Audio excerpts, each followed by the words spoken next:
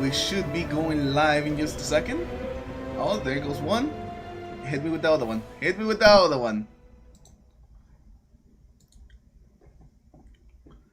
No, but hopefully you guys are doing okay. Hopefully you guys are doing alright. Oh, there goes the email. That means that we're live. Nice.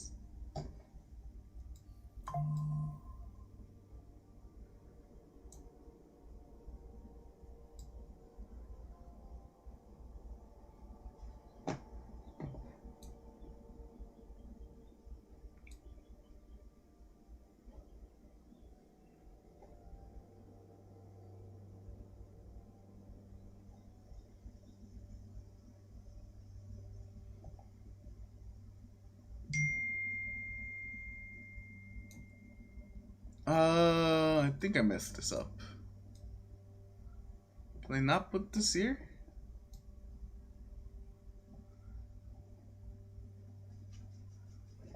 I could put it on the other side, okay.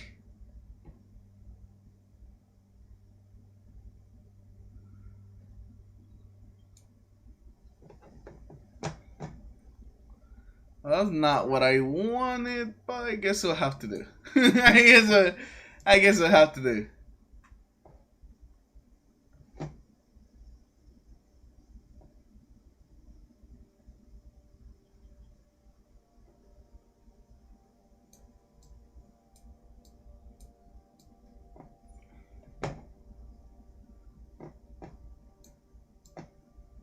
Now I just can't put it anywhere? Okay.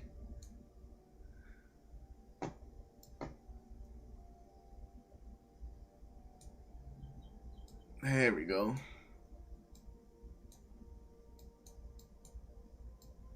That's much better. But yeah, we have a big reveal today. There should be a lot of things happening today. We're gonna find out many things that Bungie is gonna reveal.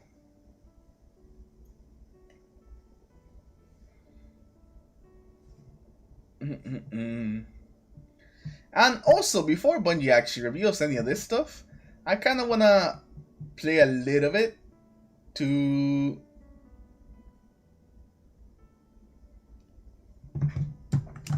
actually. Do I have one of those weapons? Hold up. Where is it? Where is it? It's the pulse rifle. Where? Oh, here it is. Gut shot straight. No, I have another perk, right? No fucking shot both of them. I gut shot straight.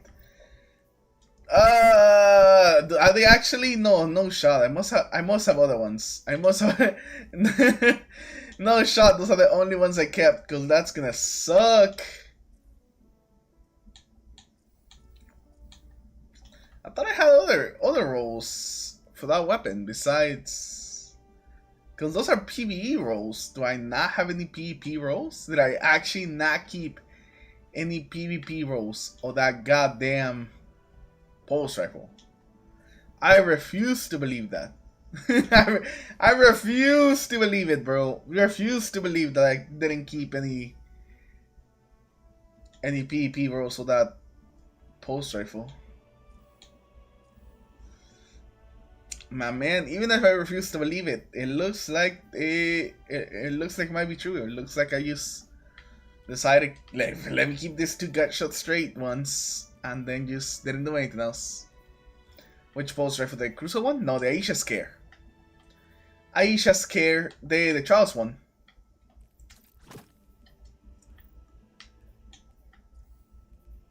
I thought I had a pretty good one, but guess I don't. Guess I don't. You know, before we do anything, because I haven't been on Destiny all weekend, let's go pick up some class items from Sir. Hey, Stefan, you got any good class items now that Sir actually brought it? How you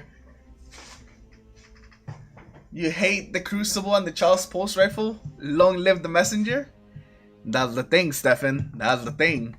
These bad boys right here, these heavy bursts, they're getting buff next season.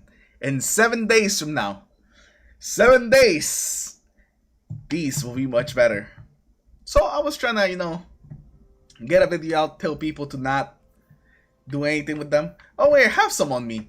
Oh my god, I have them on me. Oh my god, I'm so stupid. I had them on me the whole time. Alright, well, what do I want to use? Do I want to use send moment moving target? Seems like it would be really nice. Yeah, I'm a big fan of send moment moving target. I think we might use send moment moving target. But it's not a depth though. Is the other one a depth? No, the other one's also not a depth. So I guess it really doesn't matter.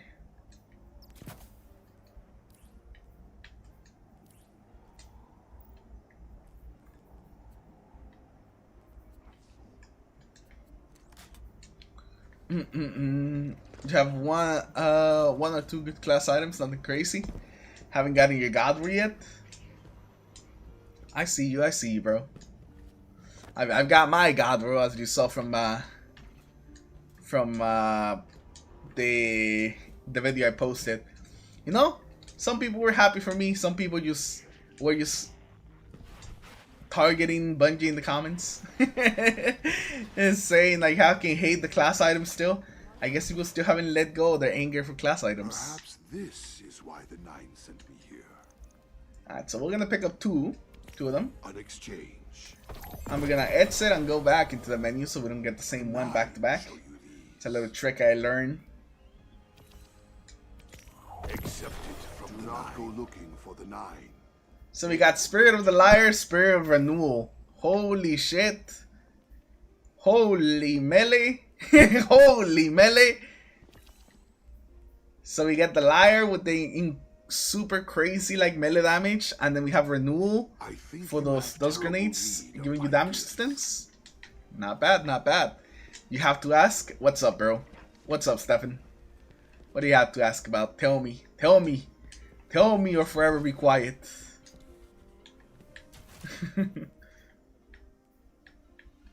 Let's see. Ophidian Coyote. I'm good with Ophidian Coyote. We'll put that with that, and then we'll slap it on with a Winter Slide, and we can keep that on. Yeah. We'll change these to Strand. Strand. Come on. Have your bounty prep? Not even a little, brother. Not even a little. Not even a little. No bounty prepping at all.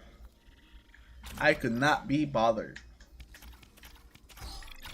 Especially with this like seasons being longer. There's just no bounty prepping gonna be done. I'm gonna be straight with you. There's not gonna be any bounty prepping done for these like longer seasons. That is for sure.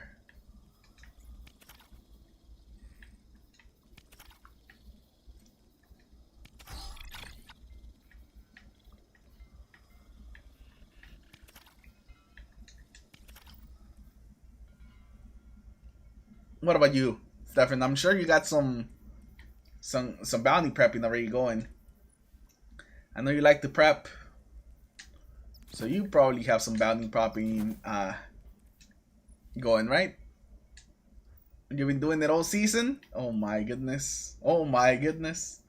Plus the seasonal challenges. Oh yeah, the seasonal challenges. I wonder what the artifact is gonna have. I know the artifact doesn't get revealed to like essentially later this week, but I'm still kinda. Oh, we got Caliban Star Eaters. Not bad, not bad. Caliban Star Eaters are not bad. Also some renewal. Not bad, not bad. You know, could be worse. Caliban Star Eaters. I fuck with some Caliban Star Eaters. I fuck with that. That's for sure. Anything in the store that I might want to pick up? Oh yeah, I did pick up this earlier this week. For the weapon that I don't really use too often because I'm not on my Warlock too often. Have we seen this emote for Brightness? I don't think we have seen it yet. If we did, I missed it. But I'll definitely buy that once it comes out for Bright Dust. I think that's everything though. We got about 30 minutes before the reset, so we're gonna capture some gameplay for a future video. With the Aisha scare. So I know I haven't given you guys any Crucible videos in a long time now. You know, just cause the Crucible was not the best spots. And I just been doing build videos and stuff like that. But hey, I'm excited that these post refs are gonna get some buffs in the next season. So we'll take it in there. We'll see how they do. I got some rewards apparently. Nice. Oh, and my something like wishlist on sale. Nice. All right, and then whenever it's time, we'll get on and look at what Bungie reveals for whatever is coming next. Oh my god, I almost went to the Grandmaster Nightfall. You know, I never take a look at this. It's always available and I never take a look at it. One of your favorite hunter role is Assassin Falcon. Yo, what's up, Broly? Long time no see, Broly. How you been, bro? I know I've been a bit missing. I'm sorry, I've been playing Revenant 2 and the waifu battle royale game. You know, I just can't help it. I just can't help it. All done. Alright, but let's head over there. Let's see how they... I haven't played Crucible in a while, so our aim might be a little rough. So, you know, don't judge me a little bit too hard. Yo, my boy Hecting. I gained something. What? You know, I haven't even finished my seasonal challenges so I can get the free Bright Dust, but I just can't, man. I just can't. I cannot be bothered. What can I say? I'm sorry.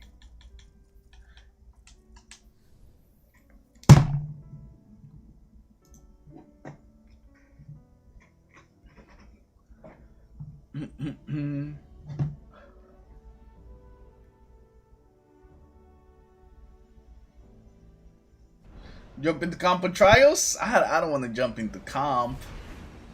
Trials, maybe.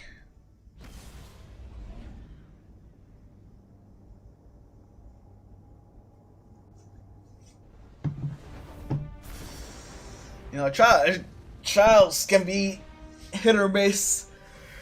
I know. Oh my god. I know the trials population has been tanking lately, though. So that kind of sucks. But, you know, it's inevitable.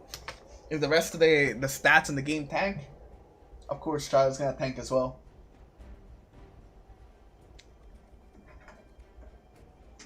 But how have you guys been enjoying the game? Have you guys been playing something else? Have you just been hanging out doing, you know, completing some triumphs and stuff like that you haven't completed before? What you guys been up to? And if I don't respond right away, it's because I'm in the middle of recording this thing. Alright, let's get into this. We haven't played some Crucible for a while, so I might be a little rusty, but we'll still get in there and see what we can do with this weapon.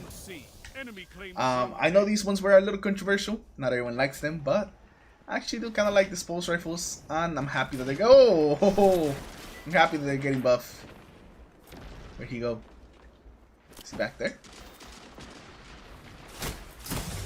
Oh, I'm dead. Yeah, when I saw him in that glitch spot, I knew it was over. The head glitch and me just out in the open like that. Easy combination for me to use die.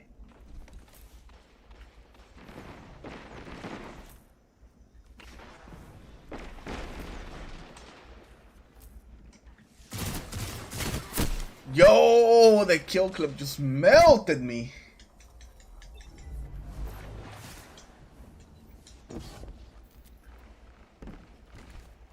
I see that guy right there. Oh, I couldn't get him.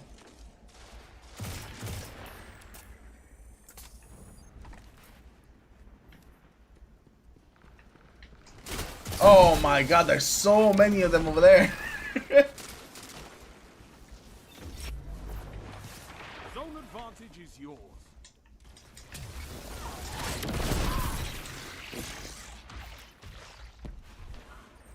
Oh, I heard a sniper. Jesus, the battler, bro. Battler is crazy.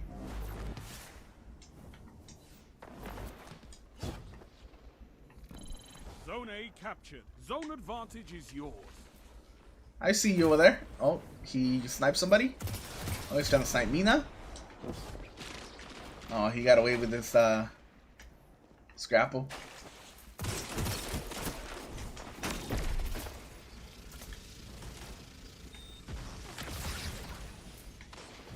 Zone B lost. There's a bunch of them right here. Oh, there's two.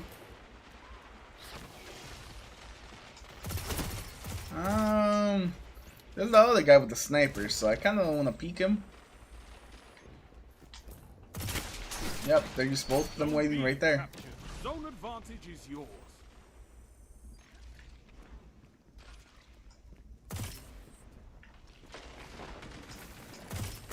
Oh, that guy has a bow!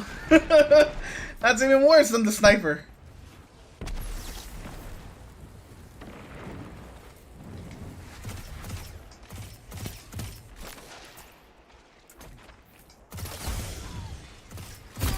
Yep. The bow. Yeah, Tikus. I didn't know it was Tikus. Damn.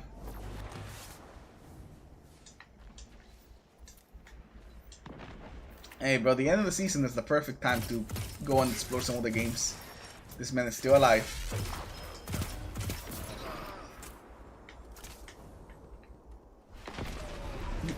You know, since he shoots so slow, you probably could get away with the other one. Oh, it's a guy with a bow! Alright, we got the Desperado. Let's see if we can do something with this. There was a guy over there. There was two guys over there. Okay. Didn't see him.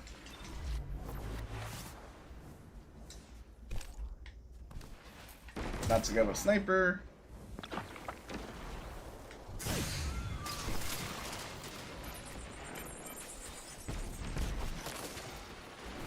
There's a guy with a bow back there. And a sniper. They are still over there. We'll see if we can get them with the Desperado. Nah. I mean, they're still there, but...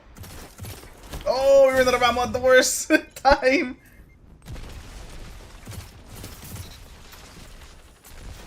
Where's this? I mean, if we get him out in the open, we could probably kill him. Oh, no, it's Tikus. Nope, he just shoots me. With the head fire. Doesn't even have to aim.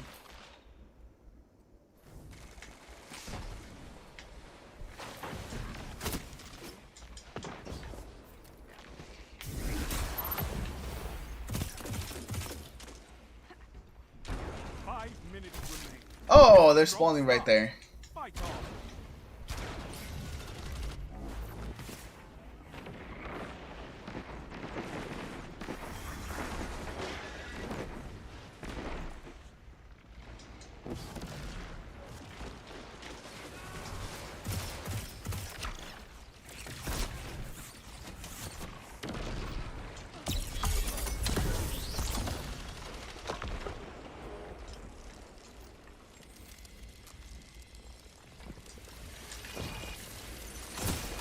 Oh, the thing is right here. I'm dead. Yeah, the silencing squall was right there.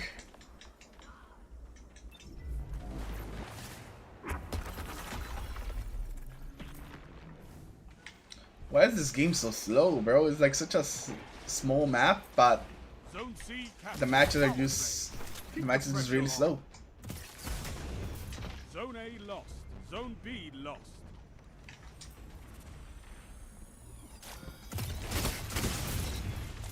We'll shoot this thing, see if we can get any damage. Did we get any damage?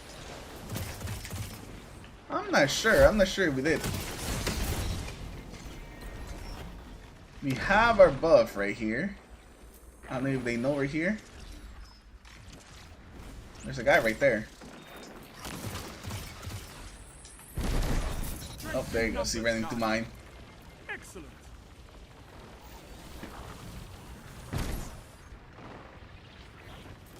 Okay, there's two of them. Two of them, I'm pretty far away. Oh no, we're so close. 3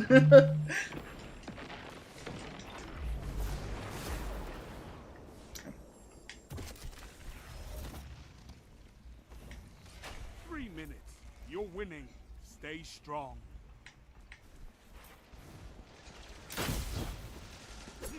Zone B captured. Zone advantage is yours.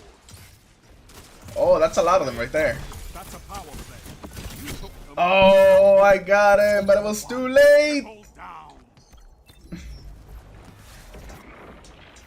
The animation just took way too long. I mean, you got them in the end, so I guess that's all that matters. Yo, what up, Heck Team? I'm waiting over here for the stream to start, Heck Team. Oh my god, my good.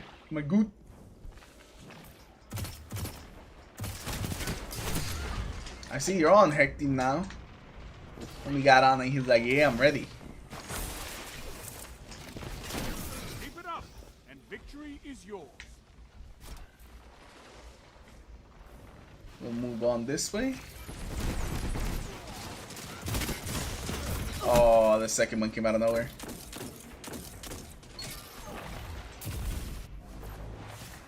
Nah, I need a witness cheat, CP.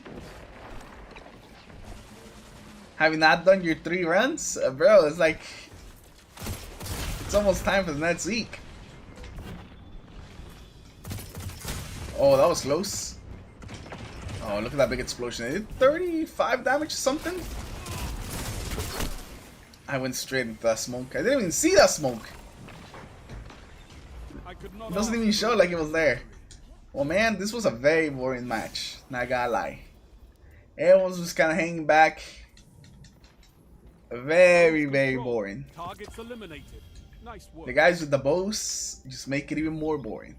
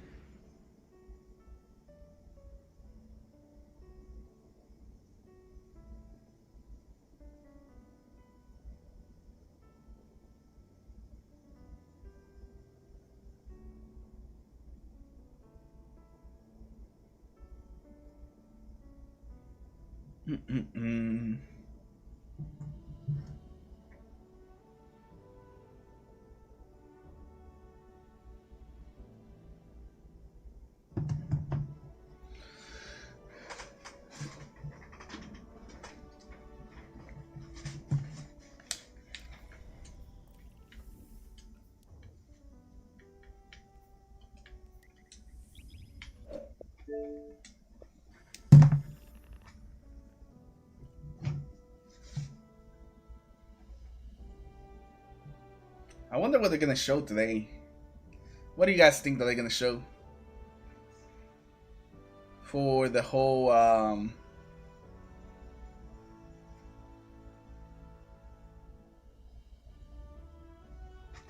reveal event. I know we're getting the artifact later that next week. Oh no, later this week. Yeah, we're getting the artifact later this week. That's something that's happening. That's not something that they're gonna be doing anytime soon. At least I don't think so.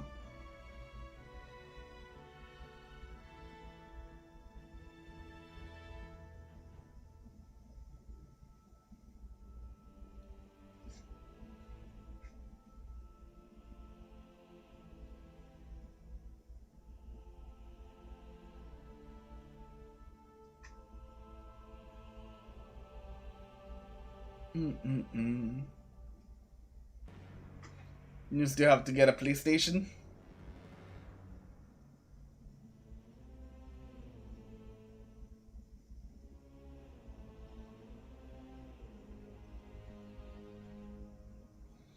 I saw a YouTube clip of God of War and I was like, you got I gotta get me one of them. Bro, just wait till the people start buying the PlayStation Pros and then buy the regular PlayStation.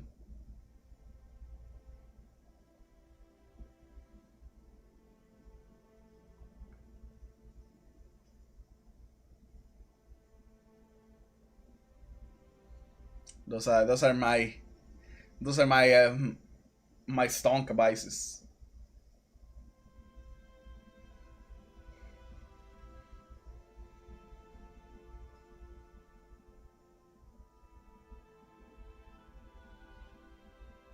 You Google top 25 PlayStation games. Saw a couple of bangers. Oh hell yeah! Fuck yeah, brother.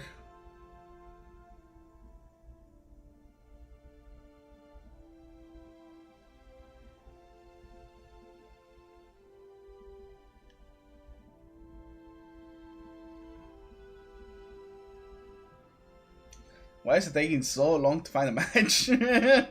Please, Bungie, I know the game's not doing that well, but it can't be doing this bad, can it?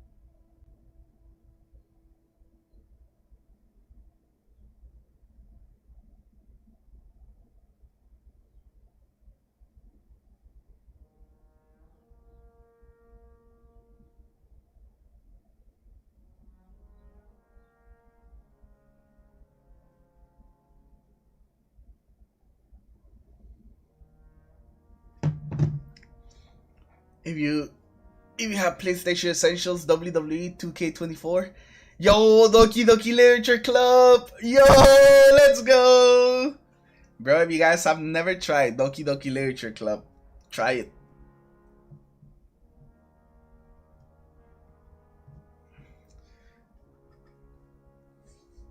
And the remake, the Dead Space remake is pretty good.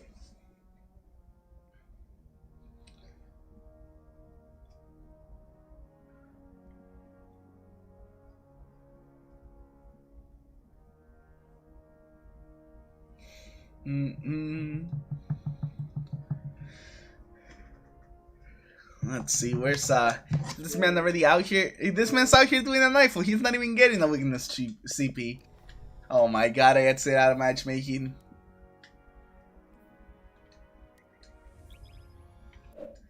Why does it take so long to get a goddamn game? What have I done to deserve this, Bungie?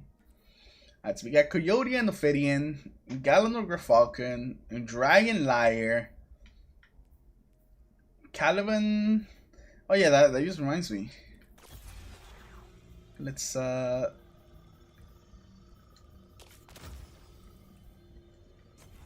do grapple.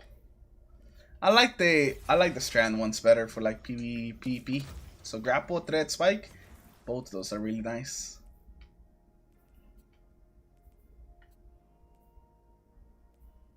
Galanor Grafake, Caliban. Where's my other one?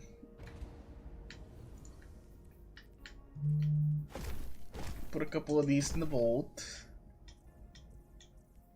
And then we'll grab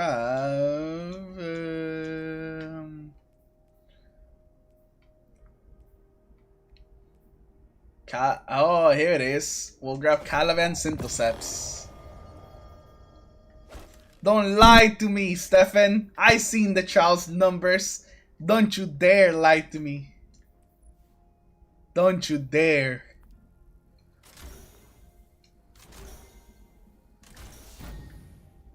I don't have an exotic cipher. How can this happen to me?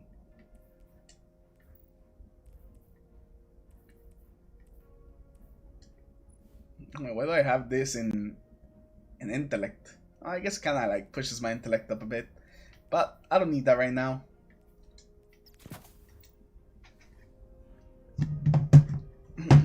Oh, which super should we run? You know, we really want to run Silence Skull. We'll probably run some Storm's Edge. You know.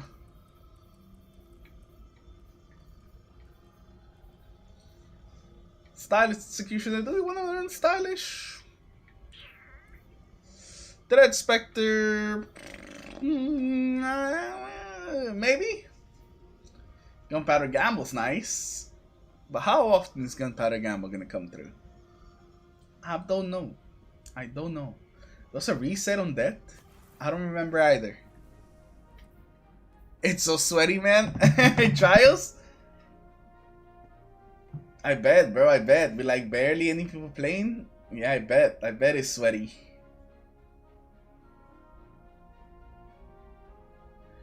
You can't get past 5 wins for the past 2 months? Holy fuck. What the hell? It's starting tonight. The anime? Yo, I'm very, very excited for ReZero. Any of you guys watch ReZero? If you guys do, it's time. It's time for Peak to come back.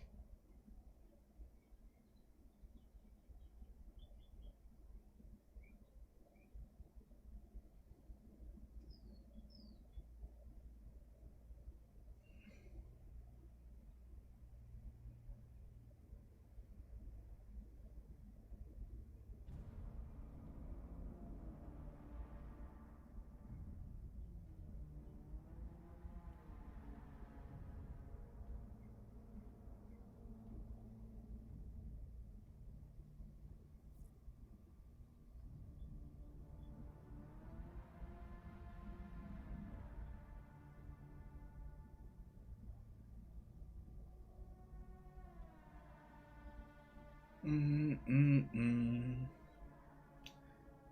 did it, boys. We're finally actually loading to a match.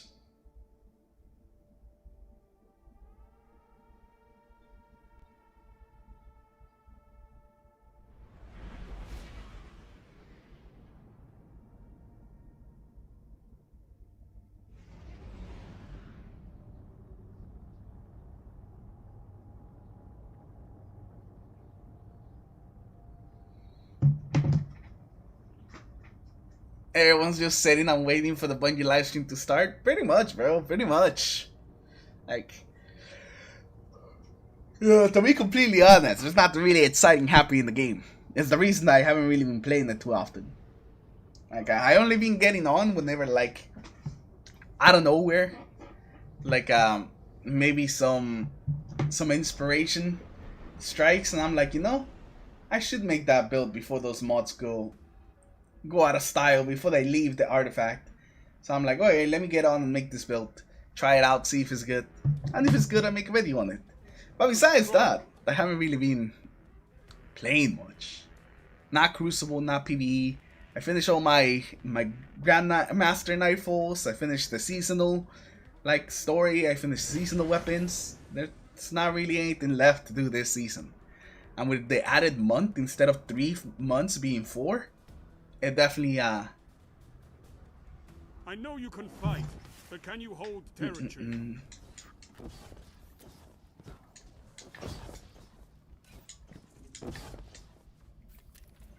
Alright, here we go. We haven't played some Crucible in a while, so this might go rough. But we'll try our best. We'll try our best for sure. Oh, I just realized the artifact I'm wearing.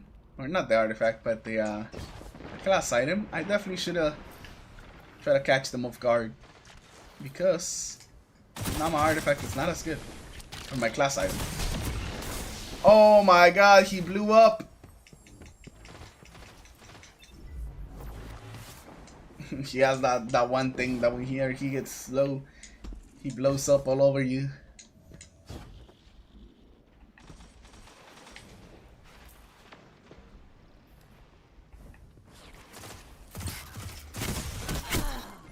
Yo, that syncopation kind of melted me really fast.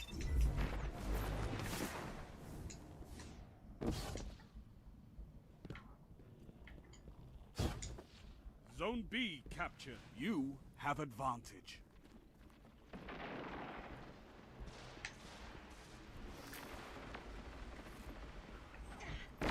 You gained the lead.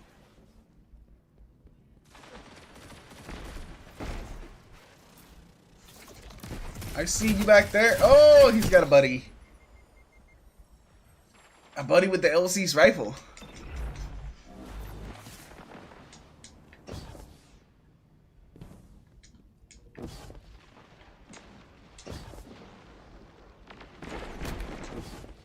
Zone A lost. Enemy has zone advantage. Well, I killed the wrong guy. I didn't mean to kill that guy. But, you know, it works. If it works, it works. Oh, there's a guy right here. Fuck, I shouldn't have jumped up.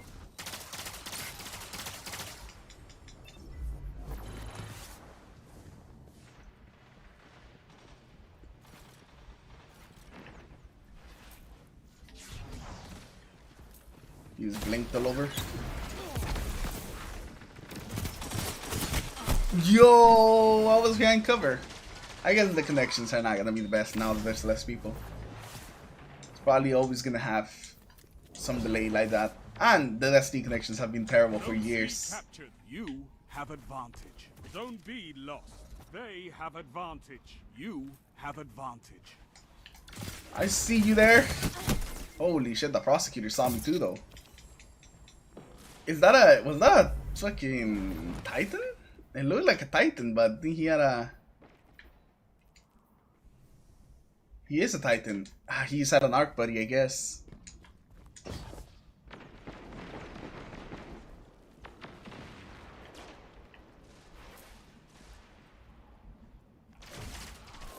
Zone C lost. Enemy has zone advantage.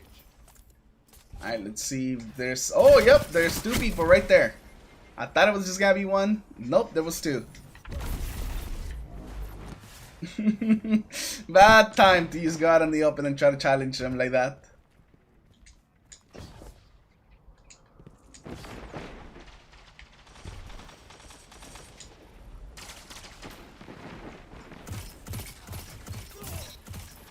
Oh, here he comes, here he comes.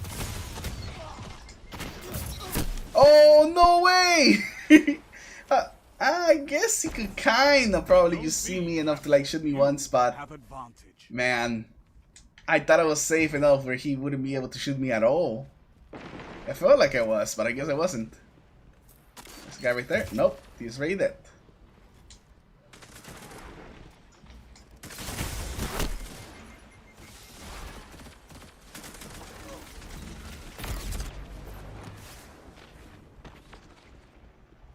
But why do I keep getting this super big maps?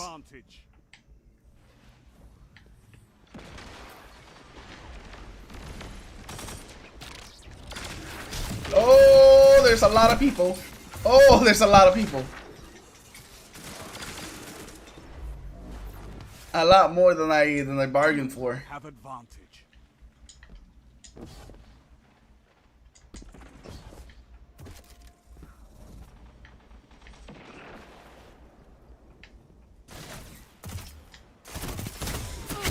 Yeah, I just can't compete with the syncopation. Syncopation is just too good. Zone B lost. Enemy has advantage.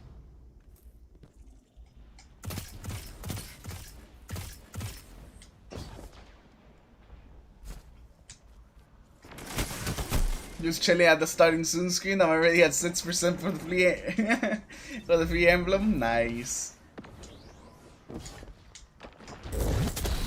God damn it. Spawned right into the guy popping the super.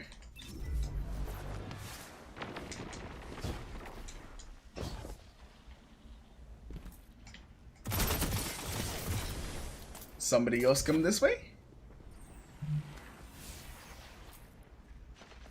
There's a guy right there. Man, whenever you hit some shots with this thing though, it does kill pretty fast.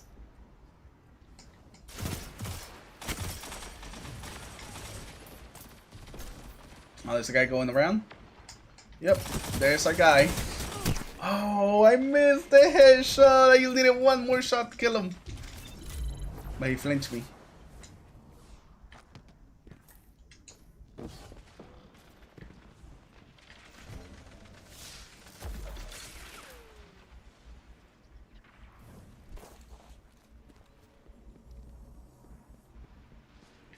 Zone A captured. You have zone advantage. Behind us?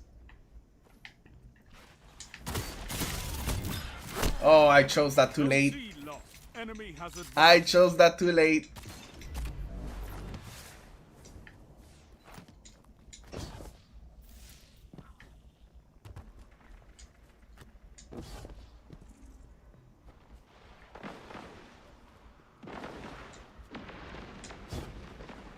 Three minutes left. I see you over there.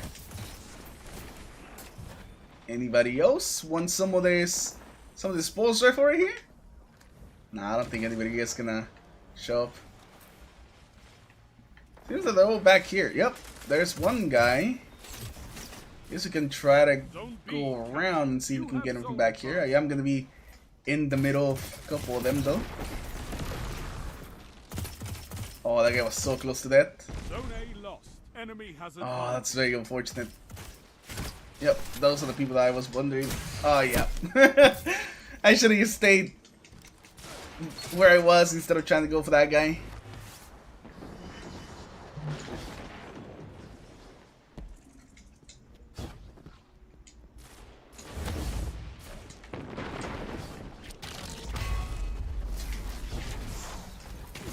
Oh, yeah, the guy with the hammers is gonna kill me. You have zone advantage.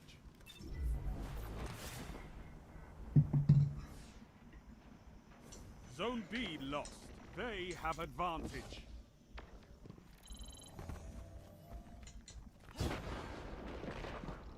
Zone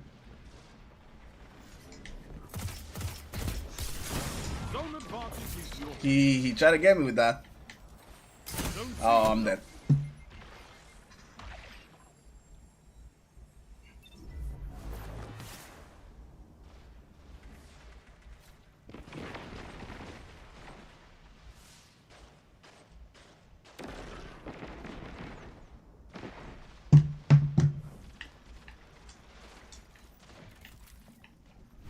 There's only 1 minute left on the game. Bro, every single game goes to time. Like how? Your enemy is pushing for victory. Punish them for it. 1 minute.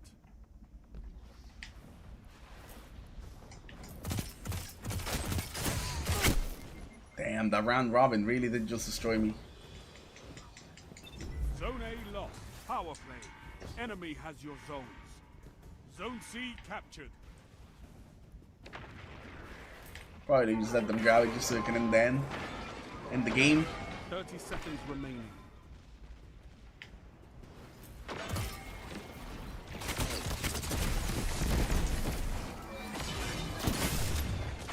Zone advantage is yours.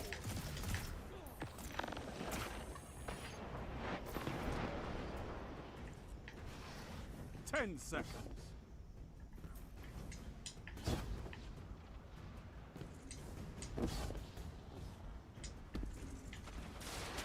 You're beaten. There's that much time without a kill, brother. Why are these games so boring now? The zones are your life, Guardian. Keep fighting. You'll get it. Nobody wants to peek, nobody wants to challenge unless they got somebody else.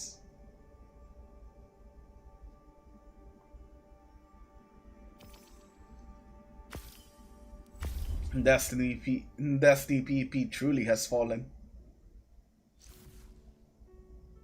All right, let's fire up this the stream.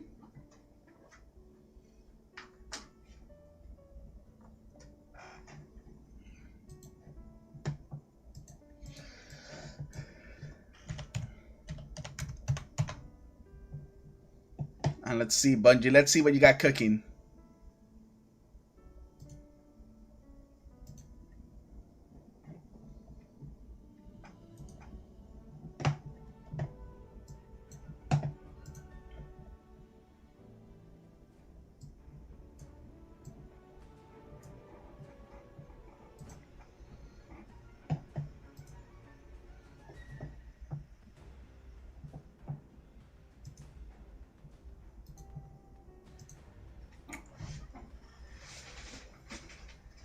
Revenant Act 1. Stream starting soon.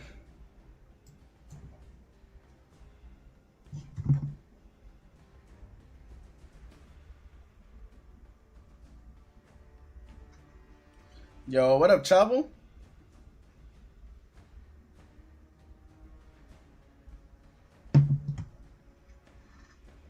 Over here about to watch this stream, Chavo. Seeing what they've been cooking.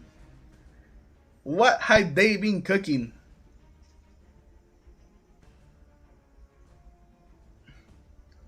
Oh, I also heard a bit of a rumor lately. You know, some whispers in the wind. So you guys can let me know how legit do you think that this is. But I've been hearing that the reason the 10th anniversary was so weird, you know, it was essentially just an armor set, was because Into the Light was supposed to be the 10th anniversary, but they had to pull it forward because of the final shape delay, which makes sense. Into the Light did have a lot of, you know, celebration type vibes to it. You know, you had the shiny weapons, you have Pantheon, and now shut up because the thing's starting. Good day, good evening, good time zone to you all, and welcome back. We're coming to you live here from beautiful Bungie HQ in Bellevue, Washington. My name is Andy, and I work on the social media team here at Bungie, and today we're thrilled to get to welcome all of you into a very special stream, talking a little bit about what's to come with Act 1 of episode Revenant, launching just next week on October 8th. And also we're going to go ahead and take a little bit more of a look further down the road and talk a little bit more about Codename Frontiers. But worry not, just like always, you don't have to listen to just me tell you all about it. We have some amazing folks from the Bungie development team here to go ahead and talk through. And I say there's no time like the present. Let's introduce our cast of characters so we can go ahead and dive on in. Starting with someone that you may know if you've tuned into our Into the Light streams in the past, the one and only Jerome Viernich, senior narrative designer here at Bungie. Jerome, how's it going? Doing well, thank you, and welcome back again. For the folks that may not have seen you on this show before or had a chance to go ahead and check out the Into the Light streams, can you tell us just a little bit about who you are and what you do here at Bungie? Sure. I'm a writer on our fantastic writing team, so that means dialogue, tending to the garden that is our lore, and doing UI UX strings. The fun stuff. So you're the blank space filler.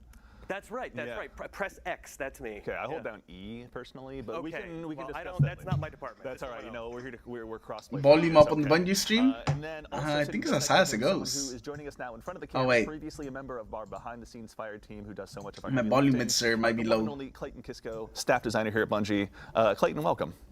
Thanks for having me. Is it too loud now? Doing well, thank you. And hey, second verse, same as the first. Can you tell the folks at home a little bit about who you are and what you do here at Bungie? Yeah, so I'm a staff designer here, and I work primarily within the activities department. Is he okay I'm now? in charge of building Am I the okay skeleton now? framework of the activity, developing the encounters and the boss fights as well, and building that amazing roller coaster that you tend to go on as a We've been player. writing it for a while. Thank you very much for all your hard work. I want to get off Given that Bungie. today's Tuesday and reset day, I have plenty to dive into. Thanks to you and yours. So thank you a ton, Clayton. Yeah.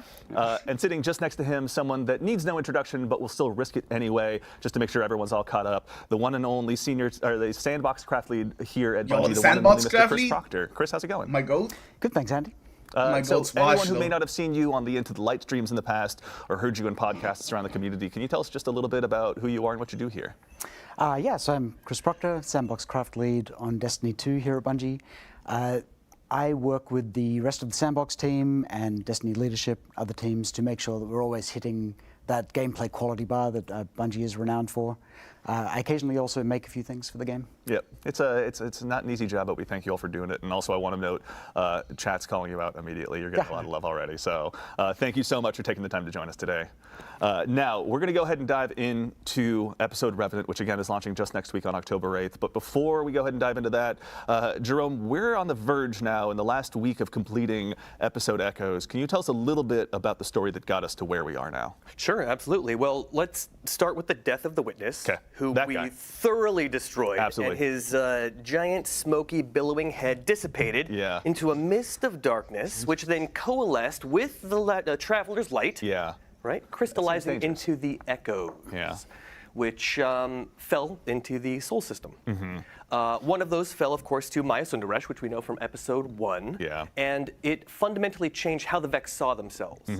And now we're going to get the same treatment with the Scorn, because one of the echoes will be falling to Fikrul, Yes. leader of the undead Elixni army. Yeah.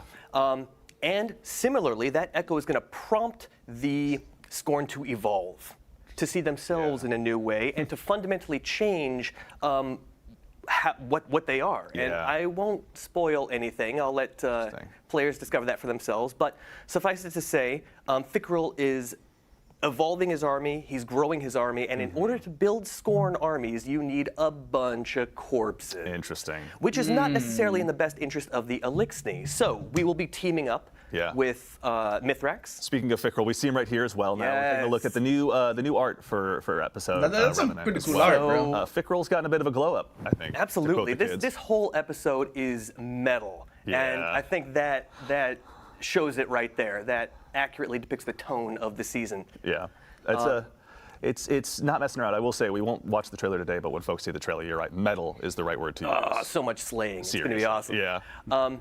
But the Elixni, of course, want to prevent this, and so we'll be teaming up with Mithrax, the Kell of House Light, and his daughter, Ido, the adorable Ido. Must be whom I love. protected at all costs. Absolutely. Thoroughly, yeah. And she will be bringing her expertise in herbology and ancient Elixni lore to help us craft tonics to imbue us with the power that we need to battle this evolving Scorn army. Interesting. That is, thank you, by the way, The Haunted for Forest? not only now you've Oh, the narrative Haunted directed us Forest. into our segue as well, so thank you very much. Narrative design as well, and so I think we should go ahead and dive into a little bit of gameplay, starting over here with you, Clayton. So we let's just heard see. a little What are we bit gonna about see some now? new tonics and everything. Can you tell us a little bit about where we are and what we're going to be doing here? This is the new apothecary, I believe. That's right. So we're in the apothecary Tonic space, capsule? and Jerome was just mentioning the tonics and potions that we'll be crafting. They come in 2 flavors. They come in combat flavors and they come in reward flavors. Okay. The combat flavors are going to enhance, or rather boost your artifact perks, specific ones. Yeah.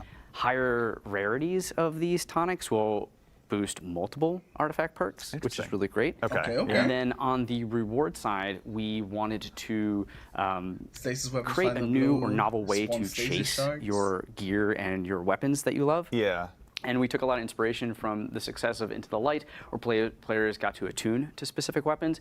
And so with your reward tonics, you'll be able to attune to specific weapons within the season. Very nice. They're not craftable in this season, Okay. which is important to note, but you will be able to They're target not them, craftable? and they'll have Yo, let's go, Okay. W. So you'll be able to go ahead and chase down that god roll you're looking so desperately for, Yeah. with the help of this. But also, for the build crafters Fuck out there, they're going to have even weapon more to crafting. All dive my into homies fucking than maybe hate just weapon the crafting. episode artifact and everything. These are going to go ahead and help just boost a lot of those traits, I guess. Yeah. Yes, yeah. Okay. So build crafters, make sure your appetites are whetted and ready. There's going to be plenty of stuff for you to go ahead and dive into. But we're going to go ahead also and dive into some of the meat and potatoes of today's stream, proverbially speaking. As we're on our way over to Onslaught, Clayton, I just want to go ahead and also start there.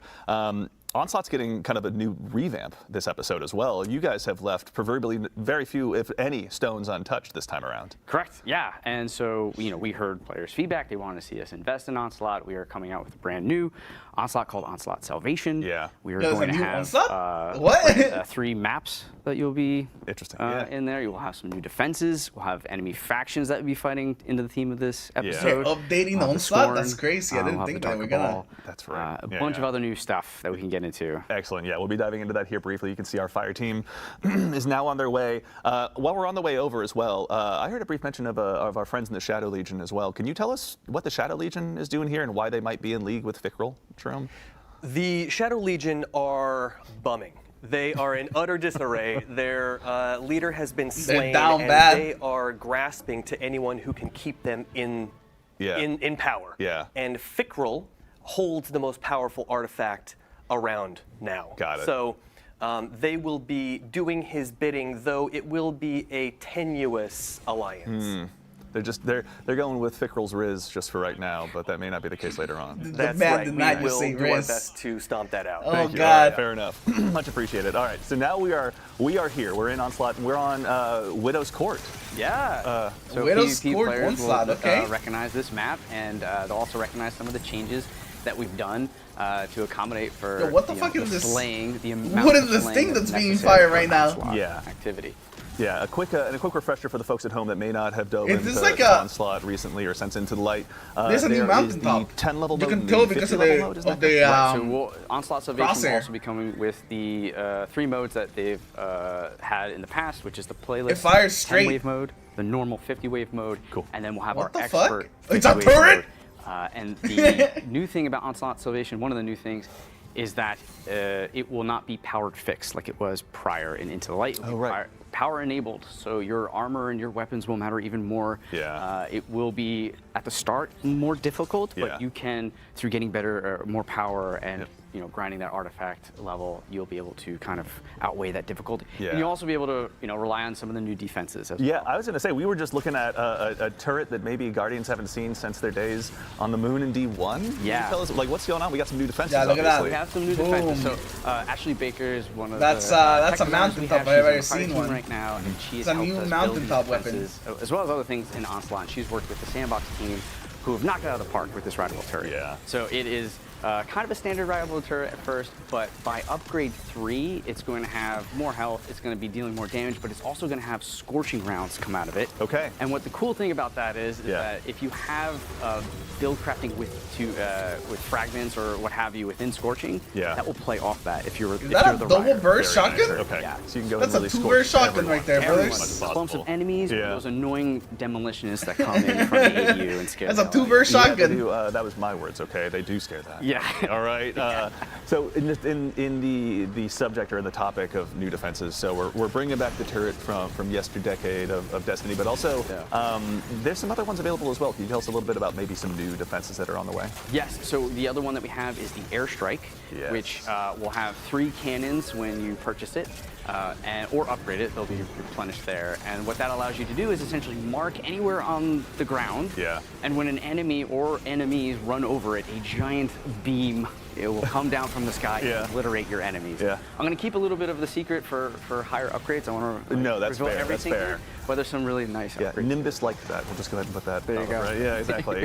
Nimbus? And actually, Wait, so what is just to double Nimbus check gonna as well, do? with the airstrikes, it's not just you plant it and it fires. It actually has to wait for someone to kind of trigger that. I Waits guess. for someone to come over, yeah. Very nice, okay. Much like the Tripwire, which Yeah. we are also updating Yeah. for Onslaught Salvation. We've heard the feedback about the Tripwires, and Mm-hmm. we want to bring their value up a little bit more. So now they're going to be exploding with stasis slow fields. Yeah. And on higher upgrades, they'll be creating stasis crystals for you to play off of if you have a stasis build, Yeah. stasis weapon. And then I'm happy to share What that is this those heavy? updates will also be available That's one in of the the original Onslaught as well. Very nice. Okay, so all the updates that are happening to the defenses that are available in Onslaught Salvation will be available in the traditional Onslaught mode as well. Just the Tripwires, yeah. Very exciting. Okay, nice. Good to see. Yeah. While we're on the topic of stasis and obviously looking at our tools for destruction, Chris, I'd be remiss if I didn't try and bring up the new breach loading grenade launcher that our fire team here is getting a lot of use out of. There's obviously a decent chunk of new weapons arriving with Revenant, but let's start here. This is the new seasonal, or pardon me, episodic exotic. Oh, this is the Yeah, this would be episode the Sonic. season pass exotic. Yeah. It's the Alephamin stasis. Even primary Bungie ammo calls it grenade seasons. launcher. Yeah, So we've only had one primary ammo grenade launcher before, which is Fighting Lion, fighting line. which That's is my beloved. getting a buff this season as well. Actually, it'll That's right. Yeah. make enemies volatile when it hits them. So like some serious build crafting there, particularly Yeah. in PvE. But anyway, I cannot wait. so this is a bit different in that it's also a like projectiles travel in a straight line. So like mountaintop. Yeah. Hits pretty hard. But the exotic part of it is that as you defeat enemies, you will gather these remnants, which will fill up the exotic bar, which you can see in the HUD when people aren't dead. Yeah. It's the shade. Yes. Oh, they're in expert. No, that's true. Yeah, we should note for the Guardians at home, this is an expert mode, so they're it is taking a the hard tough way, activity. obviously. But yeah, so when the bar reaches 50%, you can special reload, and your next shot will launch a special ammo brick for you and your allies to pick up. Very nice. And when A you reach special 100, you ammo can special brick? reload What? and launch heavy ammo. So this lets you really go in on a new What? type of support role, which Yeah. is like ammo support, which we haven't really seen. Ammo Yeah, I mean, honestly, I think on that side, ammo I think we making spent a lot of time weapon. getting, like, Oh, the this is seeker gonna be and finder abused mods so on the hard, bro. helmet, but it seems like a nice additional way to go ahead and make sure that you're really feeding the fire, feeding the fuel, pardon me, of the heavy ammo burners like myself who have been addicted to microcosm recently. So So potentially you could have one person in the fire team go all in on ammo generation, and Yeah. the other folks build Very something else. Also, so Clayton, when it comes to the other stuff that's arriving with Onslaught Salvation, are there any new things we're looking forward to? I know that we're obviously fighting the Yep, there's an ammo Storm, break. but are there any new bosses or anything people can look forward to? Right. So the Fickrel Scorn are also going to be coming out with what we're calling the Revenant Baron. Okay. And that thing is scary, and you'll see it on wave 6 here in a second when the players are instructed to go into like a Revenant nest and go and save the Elixni from being captured. Yeah. These Revenant Barons, they stalk the area, and when you kill them, they will create a Revenant totem which flies in a random direction, leaving a trail so you can kind of like stalk it, find it. Yeah. You have to kill it before it would respawn the Revenant Baron. Oh, really? Yeah. So there's some hide and seek gameplay there. And so we also have for the rewards side, starting on wave 30 set 3, players will have a small chance to get a fully masterwork double perked episodic weapon. Oh, nice. Okay. Yeah, and on expert, like we're playing, if you remember the bonus chest on harder difficulties will show up. So if you're playing on expert, you have 2 chances. Okay, all right. So really make sure you're pushing through those final levels. Try and hit that ceiling of level 50 so you can really facilitate the loot grind as much as you can. 100%. Something we mentioned recently in one of our Dev Insight logs as well are Banes, which are going to be making an appearance here in Onslaught. Can you tell us a little bit about that as well? Yeah, so we'll be, with the expert mode only, we'll be having Banes throughout the activity, and we'll also be adding mods. So it's really nice to have them show up because they add another layer of replayability into expert. You don't know if you're going to get the gaseous one where like, you got a dot on you, or if you have to break line of sight, but it adds a fun variability within the gameplay. So every wave feels different. Looks so weird firing twice. I just wanted to point out here, you'll notice 2 things. First off, the fire team is tracking that Revenant Baron, just like you said. And also freeing captured Elixni. And as to why people want to keep Elixni captives alive, I'll save that for the players to discover. Sounds devious. The other thing is that you'll see Crow chiming in a lot. He's features prominently in the season. Right, because he is inadvertently, of course, responsible for creating Fickrel, and so it's his responsibility as the new Hunter Vanguard to rectify his old problem. Interesting. Even though he can't be like, hey man, that was Ultron, that wasn't me. He's going to step up and take responsibility for that. Absolutely. Old Fickrel's fickle out there. Even to that same end too, we're going to be hanging out with Crow, with Ido, and with Mithrax, obviously the main kind of part of the story. They're going to be the ones that we're going to be hanging out with the most, you'd say? Or there will be some other Elixni, some venerable old school Elixni that poke their heads in that you'll see some drama with. I won't say any more than that. Fair. But, it will be in everyone's interest to see Fickrel go down here. Okay, got it. A little bit of enemy, my enemy. In this case, they're all our enemy. That's right. Fair enough. Actually, really quickly, Clayton, I know we kind of touched on several different subjects here between the different defenses, different enemies, the different kind of structural opportunities that Onslaught Salvation has provided you. What was it like, sitting down with a team and sort of looking at this new refresh on this activity? Like, did you guys take any big challenges for yourself where like we want to do this? Yeah, we knew we just wanted to build and evolve and just do more. Yes, right? Absolutely. It's a metal episode. We want to do Onslaught. Let's metal it up. Right? So things like the turret, things like the Revenant Baron, we really want to play into the themes of this like kind of haunting, spooky episode. And you're seeing that in the world art. You're seeing that in the different defenses and the mechanics that we're bringing in as well. Yeah. One thing I forgot to mention too is we're updating the moth yards from the original Onslaught. Oh, really? We've heard feedback from there. If it's taking a little bit longer, we want to bring our goal is to bring that in line with the rest of the maps of the original Onslaught. So we're making some updates there to get that to go. Very exciting. So reasons obviously to dive into all versions of Onslaught as we go ahead and move into Revenant. Yeah. Very exciting. Actually, and while we're here out here, slaying out as best as we can against this new undead army, Chris, we're going to have obviously a slew of new episodic weapons arriving this time. Yeah. I know we've kind of spoken about this breech loading grenade launcher. Are there any other notable ones that you're most interested in, or most excited rather, I should say, in bringing back? Yeah, there are a few weapons that I'm going to personally be chasing rolls on. He paid heavy. I'm particularly fond of the new double fire stasis grenade launcher. Yes. Only the 3rd double fire in the game, and the other 2 are energy slot. Yeah. So you'll be able to run this in your kinetic slot. It's got the new perk Envious Arsenal, which is like directly targeted at damage rotations. So whenever you do damage with the other 2 weapons, the weapon reloads. Yeah. So you can just cycle between your weapons, get Oh, it back. And it okay. also has chill clip, which on a double fire is particularly cool. That's So what like devious, hit honestly. twice or 4 times. Yeah. There's also some cool synergies with the new perks on some of the other weapons. So the hand cannon can run the new perk Rhyme Stealer, Yeah. which every time you shatter a stasis crystal or a frozen enemy will grant you frost armor, Yeah. which is Looks like new it's gonna be a recently stasis introduced season. Right. and that can also roll with Headstone, which will generate stasis crystals. Yeah. So you've got this like self-contained loop there. Yeah. Submachine gun is an arc precision, and that's got the new perk. Shoot, what is the name of that? My memory's failing me. Yeah. Anyway, it ties back into Jolt, right? Like the Right, thank you. Vault Shot is great, but it requires a reload on your weapon after a kill. Yeah. This one's triggered on sustained damage, so That's right. you'll jolt the target, and then the perk I'm going for in the other column is Loose Change, which every time you apply a debuff gives you a reload speed buff. So you'll be constantly having that loop cycle. Yeah. Mm, that and seems- also, so we're that going to seems look like at a the, good one. the new artifact here in a little bit once we go ahead and move through this final wave of what's in front of us right now. But there's also, it's been featured a little bit in some art about Destiny's 10th anniversary, an exotic of yesteryear, we'd say, for all the Guardians who have been sticking around for a while, rather. Icebreaker is returning. Yeah, Icebreaker is coming back. It's something that we've been holding off on doing just because the ammo economy issues that are introduced in Destiny 1 Sure. are pretty dire. Yeah. But we've got a version here which we think lets you get back into that fantasy of just like always having uptime on the weapon Yeah. without letting you just hang back and like plink away at enemies from range, which Yeah. we never liked. So Yeah. the way it works is assists and final blows with other weapons will just generate ammo for Icebreaker. Got it, It's okay. got like a 10-round magazine, which is also the same size as reserves. Yeah. So the play is that in between boss damage phases or something, you and your team slay out, and as long as you're Yeah. getting assists or kills, you'll come back in fully loaded. Got it.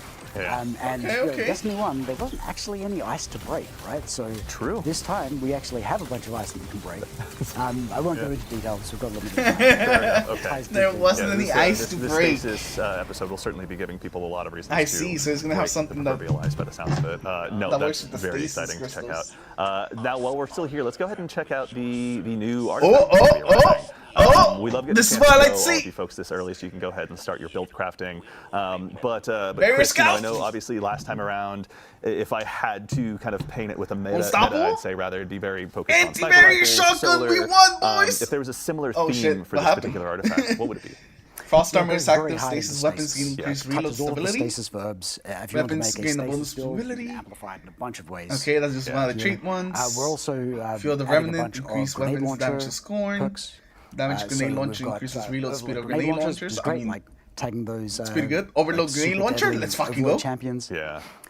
Also bringing back what a else? What else? What variant else? Of the, like, Show me the good shit. everyone's favorite grenade launcher Yeah. artifact perk, Breach and Clear. Oh yes. Yeah. So you can weaken enemies. Because of reload. And then when you boost it, you can get the second part of that old perk. We were yeah. saying earlier, you can boost artifact perks with the potion system. That's right. Yeah. I also will admit I'm very selfishly excited to see anti-barrier scout rifle back. It's been so long. Anti-barrier. I've missed it. Barrier Scout is great. I'm going to pretend like that's just for me. For my benefit today. Carnage. We're trying something a bit different with this artifact as well, in that so the first column is all anti-champion mods, Trace and the final evidence column is all of the pinnacle ones, like the affected by capstones for Jolt. your artifact build. Armor yeah. of But Aramis. columns 2, 3, and 4 are roughly equivalent Hail in the- power, oh, which the will let you mix and match them more storm. freely Okay, instead of okay. Yeah, feeling that like heavily you have to, like, go for stasis the stuff. top tier ones. They're It all, is the season of the stasis, baby. usable, Yeah. in build. It's less of a linear escalation and more of just a mix and match in a lot of ways. Very exciting. Okay. So there'll be plenty Blind of opportunities targets. for players to go ahead and Ooh, amplify their kinetic builds. impacts, Go ahead and sustain really fire lean routine. into one play style. If, again, you're like me and want to run double grenade launchers, this feels like a We're gonna have to look at remarkably great these season to be doing that, especially with the after. fighting. After Thank you they- for sharing that with us. After they- But I believe the that live actually stream. wraps us up for this particular segment of Onslaught. But there's also a couple more things that I wanted to go ahead and tease for the arrival of Act 1. For starters, an old favorite strike is going to be making its return. The inverted spire is returning. But Clayton, it's not coming back exactly as people remember it, is it? Nope, we're taking an approach and adjusting all the encounters, Yeah. and you'll see more Vex than what you're used to. True. I can confirm. My compatriot on the social media team, Mitch, showed me through it a little bit. The only thing I'll spoil is if you like death lasers, you're going to have a great time out there. And then in addition to that, there's one more thing we wanted to add in. Arriving with Act 2, mind you, of Revenant, and I'm going to read this to make sure I get it right, a inspired from a fan favorite activity from Destiny's past, we're going to go ahead and bring back an activity, but we're not going to tell you anything outside of that. So chat, That's it? let us know what you think. Go ahead and shout us out on Twitter or wherever it is you like to hang out online. With that, I think we're going ahead and ready to get ready, pardon me, for the next segment. But in the meantime, gentlemen, thank you so much for taking the time to join us and share a little bit of what's arriving with Revenant. We appreciate your time so much what's today. the next segment? Been a I pleasure. thought this Thanks was for going to be having us. over. I mean, it takes a I mean, lot to make it's me only look been good, 20 so minutes, I thanks for coming up guess. here and helping out. I appreciate it. Now, as we transition into our next stage, we've got what we've called in my notes the cool stuff segment, and I think it lives up to that. So we'll go ahead and show What you a a little bit Saint 14 more of what's to be fucking- arriving with Revenant, including what you're seeing here on New your screen right skimmers. now. This is the second earnable skimmer that's going to be arriving in Destiny 2, the aptly named, we'll wait for it to highlight, the Zerfboard.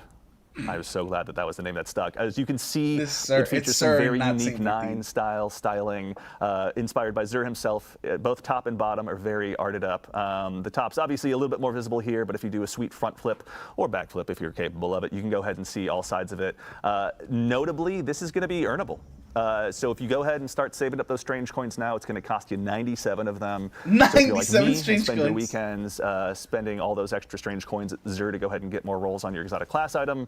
Maybe save up for a week or two. Also, because I work here, I've started saving up already, spoiler alert. But the Zerfboard will be available with the arrival of Revenant. So make sure and go ahead and grab the first earnable skimmer since the Guardian Games. In addition to that, we obviously have mentioned very recently that we're going to be having a new dungeon arriving with Revenant, and as a part of this, we're going to be doing a dungeon race in cooperation with our friends over at Twitch Rivals. We've put the sign-up link out there. It's available on our social media channels or in the TWID, or if you prefer your URL's phonetic, it's bung.ie/Twitch Rivals. You can go ahead and head out there, sign up with your fire team, and make sure that you're ready to go ahead and take on this new challenge, which will again also provide some additional chances for Bungie rewards. You can see here on screen, we've got a look at the hoodie that will be earnable along with the bracelet. But perhaps what's most interesting about the hoodie is that as a part of the dungeon race, if you're one of the top 3 teams to go ahead and cross that proverbial finish line, then we'll be able to ship out a special embroidered version with your gamer tag on it as well. So make sure and go ahead and dive on in and prepare to try and cross that finish line first. And now we're also going to take one quick look.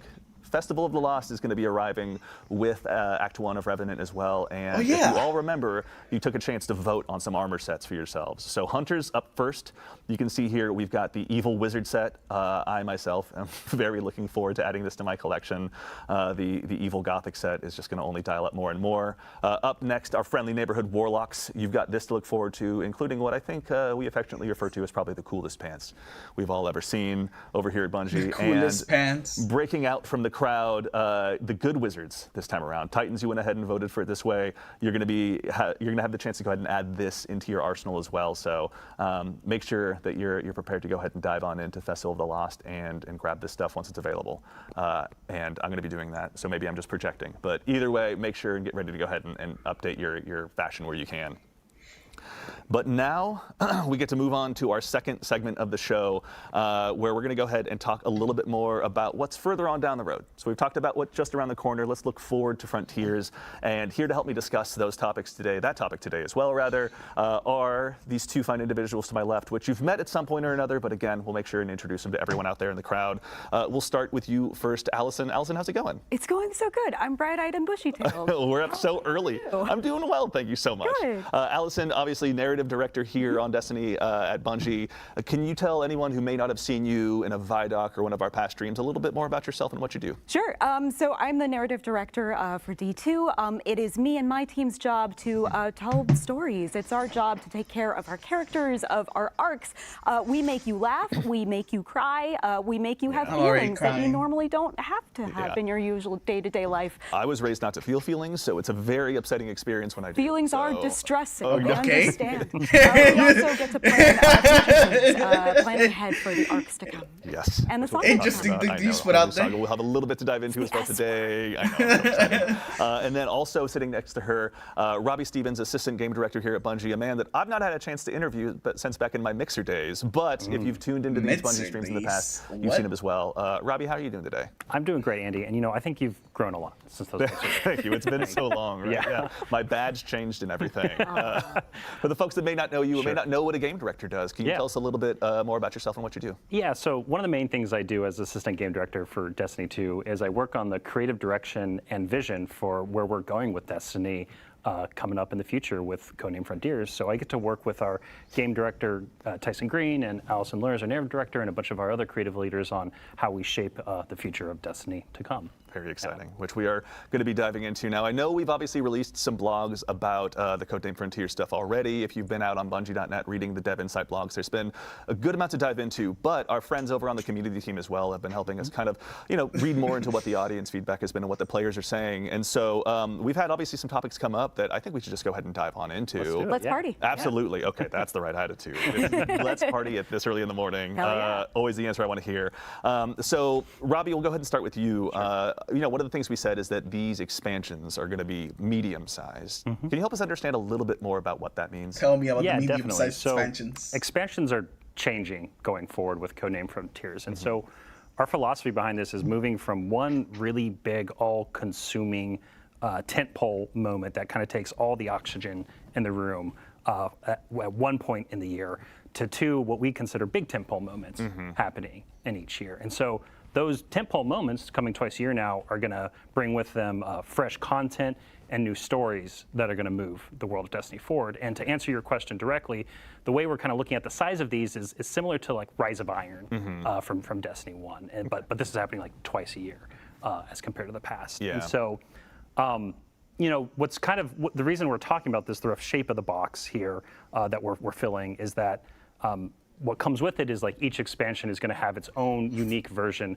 of a campaign and post-game experience that you can dive really deep into beyond the initial playthrough, similar to how things like the Dreaming City or the Pale Heart from the Final Shape had worked, where those beyond those initial campaign experiences, there's like further things to explore and secrets to uncover. And so making our expansions unique and deeply replayable is a big goal for us, in large part to support all the new gear and the new tiering of gear that we're putting into the game, right? And so it's one about, each of these expansions, again, they're going to tell a really compelling story as part of our next saga, but I really want to stress that they're also going to be unique experiences, unique campaigns and post games. Yeah, I know that's something like, I've kind of overheard some of the conversations where when it comes to these expansions as well, obviously the corollary we're using today is Rise of Iron, but like these are going to be brand new experiences, things that we just haven't released before in the past. Yes. Can you tell us a little bit about that as well? Or? Yeah, definitely. And so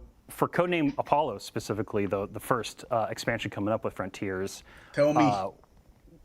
You're going to journey to a Metroidvania looks like inspired destination, right? That's our guiding light for how we're creating this new location. Yeah. And so this new destination is going to feature a non-linear campaign that puts you, in the driver's seat of exploring its world and its story. So this is very different from the past, where you're kind of following a very linear mission structure or line. Yeah. That's very simple in many ways. And Allison actually recently talked a bunch about this in a blog post. Yeah. So when we made the decision to lean into that Metroidvania structure, we knew that the narrative structure had to match, had to complement that structure as well. And so the way that we're going to treat nonlinearity in Codename Apollo is when you arrive at our destination, which is a new destination, you'll be able to decide if you want to go to Region D or Region C, or maybe you want to go check out B, because that's going to be where you get the ability that allows you to access Region A so you can talk to that character that you really like. Yeah. We really want that sense of the player being in the driver's seat, of being able to decide where and how they want to explore and discover the secrets that we have in the world. Yeah. And whichever of those different choices that you make doesn't negate the others. We want you to explore every crevice inside of the experience. And to help support that, we've structured our story in a complementary way. Yeah. So we'll have the normal kinds of activity dialogue that you normally experience in a campaign, but there's also between 25 and 30 different threads of stories that you can discover and chain together after you complete an activity creativity. Yeah. There's so much richness to discover that we're creating. You see that little thread of that shining rock somewhere, you can really just afford to pull on it and just dive in by the sound Absolutely, that's what we want you to do. Okay, that's awesome. So actually, let's go ahead and stay on the topic of story here for just a second as well. I think that there's been some conversations about the future of narrative Destiny, which has obviously been so central to the experience, so core to our characters and our stories. There's been some concern that maybe the new structure might not afford the opportunity for as much story in the past. Can you tell us a little bit about what you guys are planning and what that means? That would be news to me if it suddenly vanished. I like what Allison, I do. please stay. Yeah. Please don't let that. Yeah, exactly. Is this how we find out? No, story is Destiny. Like what makes Destiny Destiny is that beating heart of story at its core. That's not going anywhere. The thing that this new structure allows us comes in two parts for story. Like part one is pacing. With these 2 tentpole beats a year, the feeling that the world is changing and growing and moving is going to come much quicker now, which means that we can move the plot along at a much quicker pace than we used to. Totally. Part two is focus. Because these are much more focused releases, we don't have to worry about padding the sides with a bunch of extra stuff to kind of fill in the space. Like, nope, we are zeroing in on exactly what each of these releases is trying to communicate. And so that means we're going to tell a more focused story and with pacing that keeps up with what fans want. I mean, it's also, too, it's interesting because, obviously the narrative is one big part, the story you're telling, the words on the page, but another part of it, given that we have the unique opportunity to do with a medium like video games, is how players interact with it. We've seen some comments online and some notable conversations about, go talk to Vendor X, head over to the holodeck and say hello to this other person, go back to Vendor X and shake their hand one more time. Can you tell us a little bit about that structure, what you guys are planning on? It drives us bonkers too. No, we believe that everything should be questioned, right? Like we should be questioning that structure and we should be reinvestigating it. And starting with Revenant and especially when we get to Apollo, we're going to be deliberately shaking it up. By the time we get to Apollo, that loop, that pattern is more or less gone. We're shaking things up a lot. I mean, Allison spoke to it earlier, but all those threads that you're pulling on, right? Like these are characters out in the world that you're exploring and discovering, right, as part of your journey here. And so it's not you going to the same location where you expect to see someone delivering a piece of information to you between, specific missions. It is like you exploring the world, finding these people, pulling on all these different threads in order to discover things within this weird and wonderful place. The feedback is loud and clear. We want to keep the player out in the world, out and exploring, and get information to them for a change. So, we're listening. And also, I mean, I will say, Allison, you didn't arrive empty-handed. You've got some cool concept art to share with us as well. I brought some goodies. Okay. I brought some presents. Thank you. I brought some birthday presents. Happy birthday. Happy birthday, everyone who's born on Looking October at concept 1st. art is always a joy. It's a good way to go about it. It's better than wrapping paper covering a PlayStation. I don't know. It's true. It's true. Let's go ahead and take a look. So this is, we've got up on screen kind of one of our first pieces of concept art from the future. Can you tell us a little bit about what we're looking at here? No, I can't. What I can tell you is that this is some concept art of our new destination, which, like I said, is a new place that we haven't been to before, which means that these people that you're seeing are people that we haven't met yet.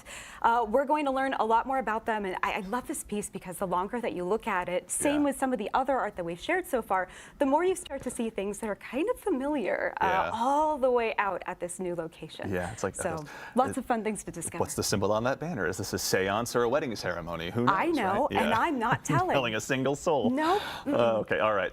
Plenty to dive into, including we've got another piece of concept art here as well. Something we talk about a lot, and like I think the last concept really like spoke to it is like especially when we're developing a new destination like this, like we really think about like what is a storied history that's happened here? What's something that players can like really sink their teeth into and dig deep into? And going into this concept, something that I love about it that's really resonant with me with a lot of the early creative discussions we had on it is that we wanted this place to feel like an exotic world that is just tailor-built around the joy of discovery, right?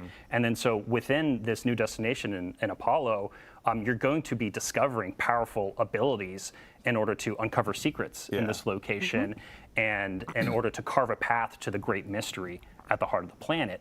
And that's what like these concepts, when I look at them in retrospective as the team is now actively like building a bunch of this stuff, it's very evocative for me from that feeling of like, hey, how can, it's something Tyson and Allison and I talk a lot about is like, how can we get that like grand mystery in that game, that feeling that there's something right around the corner, that like it's kind of at the heart, has been at the heart of Destiny for a long time. Yeah. And as we've been closing down the Light Dark saga, it's been an amazing roller coaster ride, but we want to expand and grow Destiny, and we want to change it. Yeah. And that's what I think these concepts are starting to speak for us, trying to show not just us telling of like some of that direction. Yeah, I mean, it's exciting to see because I think one thing I've heard you guys talk about a lot as well is, just the inspirations that you want to obviously provide the players. You build these new worlds, but you guys have been diving into a lot of crazy subject matter just on your own to get inspired as well. Can you tell us a little bit about kind of some of the fun reading or listening you've been doing as you've been going through this? Sure. One of the fun parts about being a creative is that you have to fill the tank with something. Yeah, certainly. So that means doing a lot of research, finding a lot of other targets in media, or even just like what music you're listening to while you're working on a script, right? Yeah. I know for our team, something that really inspired us was music of the 1960s. We've listened to a lot of early prog, a lot of King Crimson, and a lot of, The Doors and Jefferson Airplane. We also, there's a lot of Slaughterhouse-Five inside of this. Cheery. We love to look for inspiration outside of just games because there's so much in the world that can fill that tank and get us inspired for what's coming next. And we also look to television, of course, too. I mean, TV and movies is like I talk about all the line. I mean, Allison as the narrative director, much better at referencing text. I'm a little bit more of a visual guy. Is that the nice way to say that? Yeah. Okay, cool. All right, thank you. Social media and TikTok have brought us all. They've just brought me. But yeah, like when we talk about like all this inspirational media, like one of the things, Destiny also being a sci-fi game that we talked a bunch about was for Apollo was Scavenger's Reign. That's something that Allison, remember in early concepting we were talking about, and we're like, oh wow, that media, that TV show is so great because like it's familiar in some ways, but as you get closer and you really look at their world, it's really strange and different and weird and mysterious. And it really kind of just builds this halo of allure around it that is something that really spoke to us when we're thinking about like how can we introduce something new to the game at the top of Frontiers. That's exciting. All right, so there's obviously a lot of new inspirations. We had a chance to look at some concept art, but Allison, I got to put you on the spot just one last time. Do you have any other teasers for us or anything you can give us before we move on to the next subject? I got a weird one. Okay, even better. Okay. So imagine going to a mansion, like a really nice, really big fancy house. Okay, not just in the tutorial to Tomb Raider. No, Okay. like a nice, okay, thank you. So you're going in and looking at it like a parlor room or something, and maybe the owner of the house tells you there's a secret door somewhere in here. And you're looking around and you can see the door that you came through and you can see the window, but it kind of looks like a dead end, like there's nothing in here. And everyone knows that a good secret door comes from like behind a bookcase. Right. Like you go up to a bookcase and pull on a book or a little statue that's been in front of your face the whole time, but you just haven't had the focus on it yet. And if you pull on that, it opens up the secret door, and suddenly what was a dead end looks like an entryway. Yeah. And that's what this saga is. Okay, that's very exciting. And it won't be like Young Frankenstein where I get stuck in the door. You will not get stuck in the door. No, I will not let anyone get stuck inside. in the door. Or Matthew McConaughey behind the bookcase. Murph. Okay, all right. Thank you again, Allison, so much. There's obviously a lot of cool stuff to dive into, but we'll let you and yours keep crafting. But we've got also one more subject as well.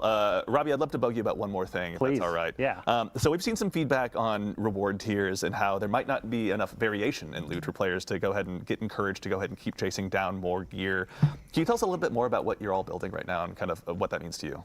Yeah, so this is like very valid feedback, just acknowledging that in the first place, because the first thing we announced was just like, hey, there's some new tiers, right? And then obviously, you're going to look at that and go like, well, I have a bunch of amazing armor and weapons now, so like, why does this matter in the future? And so totally, that feedback makes a lot of sense to us. And so what's really top of mind and has been for us for a little while now is how we can make not only chasing gear within individual tiers interesting and the whole system interesting, but also how we can make those higher tiers of gear compelling to chase, right? To have that mountain to climb.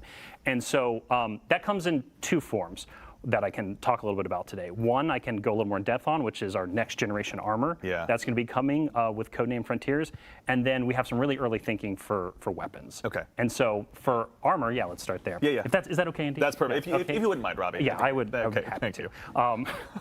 So let me lean in here to focus a little bit.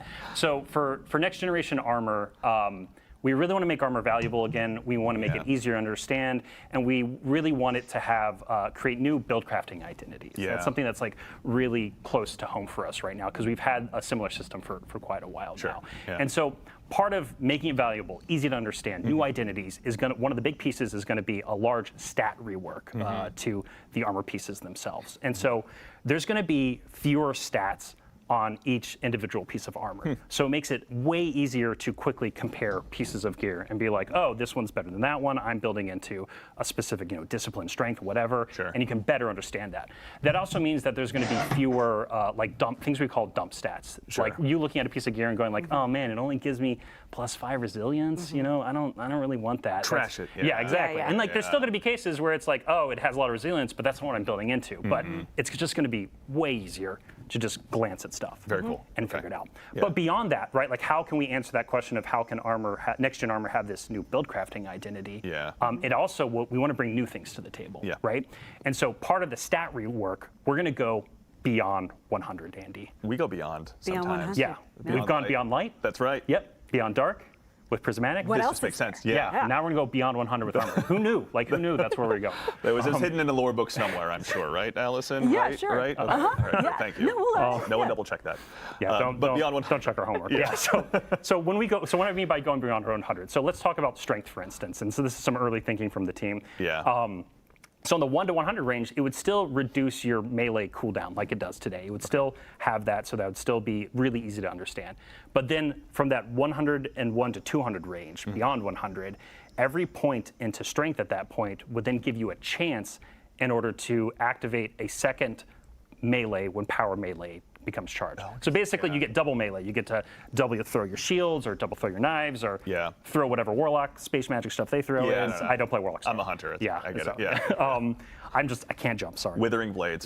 That's it. But really like the key thing to there, right, is like that starts to create an identity for what you want to build craft into that's very different than just like, oh hey, I'm building in melee, lower cooldown, that's cool.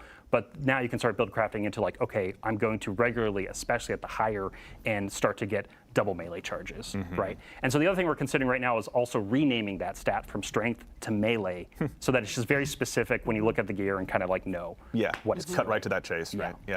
Another big thing that's coming with next generation armor to the game is set bonuses. And so this is something, I know, right? Like they're back. So ready. We've done like some small versions of it in the past. Have been like individual releases, but we're looking at this as like a holistic new system that's coming with pretty much every piece of new legendary armor set that we create, starting with Frontiers. And so these set bonuses are going to come in the form of wearing 2 or 4 pieces of a 5-piece set. So that gives you flexibility in order to wear an exotic at any point. And then also allows you to mix and match different sets. So you can actually start looking at like gear and go like, oh, I have tier 1, tier 2 of one set, tier 3 of other, and I actually want to like mix match them together for different combinatorics, for different build crafting identities. I'm getting like really deep into the weeds here, but the thing that's like really exciting about this is that like one of the perks the team is playing around with that these new set bonuses could give you could be one that's built all around like Tex Mechanica style play, which is like all about hip firing, right? And all about that yeehaw. And then like the more you build into that, you're going to be buffing your Tex Mechanica weapons. And so that's just like one example. But yeah, it's the whole space is just going to like really expand and just become a lot easier to manage in your head and also build complexity into. And so I'm super stoked. No, you guys obviously have been doing a lot of great stuff. So we've touched on armor here briefly. All that sounds awesome, but can you tell us a little bit more about weapons and kind of how they're going to evolve as well? Yeah, so we're a little earlier on weapons right now. We wanted to talk about next gen armor because we have a lot of juicy, good plans coming together right now. But for weapons, the thing I can say is that like in the game today, we have higher tiers of weapons to chase, like adepts and raid weapons, right? And so those things with them come with exclusive perks that basically, cut above the noise of other weapons you might be earning in any individual release. And so we know from the tiering perspective of weapons themselves that like, hey, we already have this kind of touchstone for us that we see that works pretty well. And it's like, so it's really like, how can we meet or clear that bar, right? Like, how can we create those exclusive chases at the top of that aspirational mountain for players to climb? So actually, additionally, too, we've heard some concerns that, obviously we're going to maybe be over-indexing on just bringing back reprised weapons. And Guardians will just be out there chasing down something and re-earning something that's just sitting in the vault anyway. Can you tell us a little bit more about like kind of the weapon chase and what you guys are planning on doing with each, subsequent release? Yeah, so just to like make sure to clear the air here a little bit, right? Like every expansion, every season, every raid, every dungeon, there's gonna be new weapons, right? We're not slowing down there in terms of like making a lot of compelling new weapon content. Cool. Okay. But the thing about reprisals and revisions that I think is true for a lot of Destiny players is like you have that favorite gun, right? You have that gun that you loved at one point in time, and over time it's just not as useful in the contemporary tuning, activity, sandbox, whatever, right? Like just something about it isn't as good over the years. And so like we did with the Brave Arsenal and Into the Light, like that's our touchstone for like, hey, how can we go in and update, fan favorite weapons, bring them back, breathe some new life into them, and make them interesting to use again. And I also think what's great about that is that people who never got to use their Recluse or Better Devils or something that we haven't reprised just yet, right?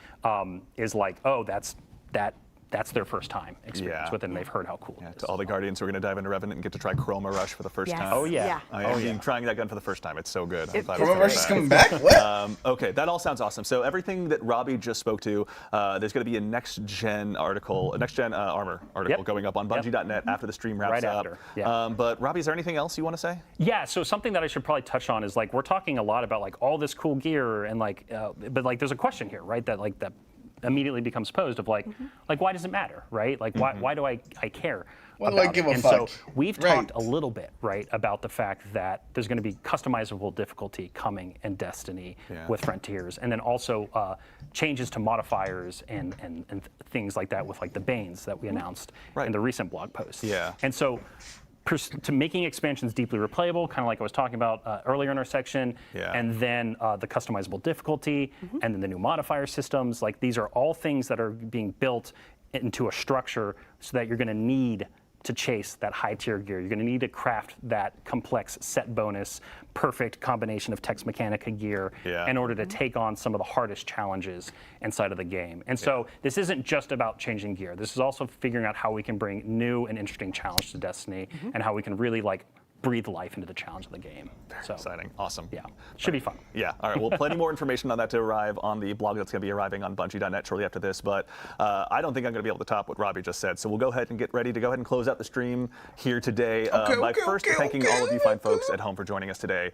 We love getting a chance to put these streams on and hang out with all of you in the community, and it doesn't mean anything unless you show up. So thank you for taking the time to join us today. As a reminder as well, there's a Twitch drop going on right now. That's a heads up. You can probably see it pinned in chat, but just to remind everyone at home that if you've earned the Twitch drop, I should say, rather, it will be arriving on your Guardian when Revenant launches on October 8th. So if you don't get it today, worry not. That's by design. It'll be arriving on October 8th, and you'll get to put your shiny new emblem on. And of course, a huge thanks to our guests here, Robbie and Allison. Thank you so much for joining us today. Thank you, Andy. Absolutely. And then the folks from our first segment as well, Chris, Clayton, and Jerome as well, Incredible. Thank you so much for taking them to join us. And of course, we'd be remiss if we didn't mention the amazing folks doing the actual heavy lifting behind the scenes, Peyton, Ashley, and Justin. Thank you so much. Of course, Ashley, one of the folks that helped design a lot of the stuff we looked at today. So thank you all for taking the time to joining us from the throne world, as we call it here, back here in the studio. But yeah, a quick recap. We talked today a little bit about what's to arrive with Act 1 of Revenant, arriving just next week, next reset. It'll be arriving on October 8th. Make sure to go ahead and sign up for the Twitch Rivals Dungeon Race. It'll be shipping out on October 11th. And remember, if you're one of those top 3 teams to go ahead and make your way through, then you'll be able to get the cool embroidered hoodie as well. But there's going to be more information about that arriving on our socials. And then I think that's about it. I think I've concluded my notes here on my laptop. So again, thank you all for taking the time to join us. Make sure and follow us at Destiny the Game across the board on whatever social channel you like. Make sure and check out our Discord as well. We've been making some updates out there in terms of the announcement channels. And keep an eye out for the TWID for all this great information. And lastly, but very not least, make sure and head out to Bungie.net after this stream concludes. Read that next gen armor article. We're giving you guys. Oh yeah, we should go check. Is it fair? Check that out. But we like you, so we're going to keep doing it anyway. So in the meantime, take care of yourselves, take care of each other, and we'll see you all Starside. Goodbye.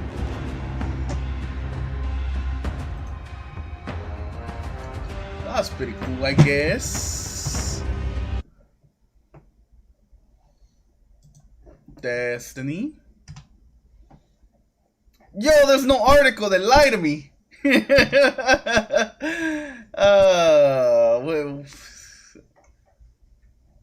the fuck? Let's go to YouTube. And then let's go to the Bungie stream. Because we can rewind right here. It's also a, like... And let's go to where they were looking at... The other column is loose change, which every time you apply a debuff... oh, here it is. This is what I want, so baby. Constantly having that loop cycle. Yeah. Check out the new... Alright, so this is what we wanted. This is what we want. We don't care about what they're saying now. We just want the pretty pictures. Alright, so...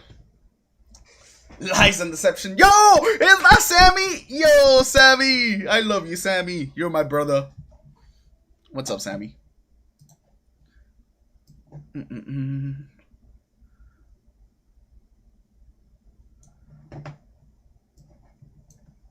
Don't worry about that. That's for a video for later. I didn't see it was on stream as well.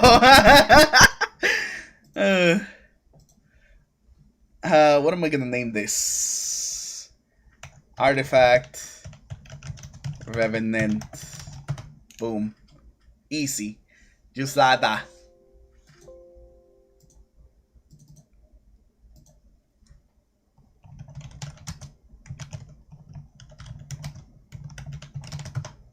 We'll do this while the Australian Stallion. Yeah, fuck yeah, the Australian Stallion. He be styling in. Unstoppable Pulse. Anti-barrier shotgun, bro. It's been a while since we had anti-barrier shotgun. Like it's been a couple of seasons without anti-barrier shotgun. Wait, have we ever had anti-barrier shotgun actually, now that I think about it? We had Unstoppable Shotgun. I think this is the very first time we're going to have anti-barrier shotgun. I don't think we ever had actually anti-barrier shotgun. One with the Frost. While Frost Armor is active, Stasis weapons gain increased reload and stability. The Stasis swords grant increased recharge. I mean, one with the Frost is not bad, especially how easy it is to get Frost Armor. Oh my god, everything keeps going over here.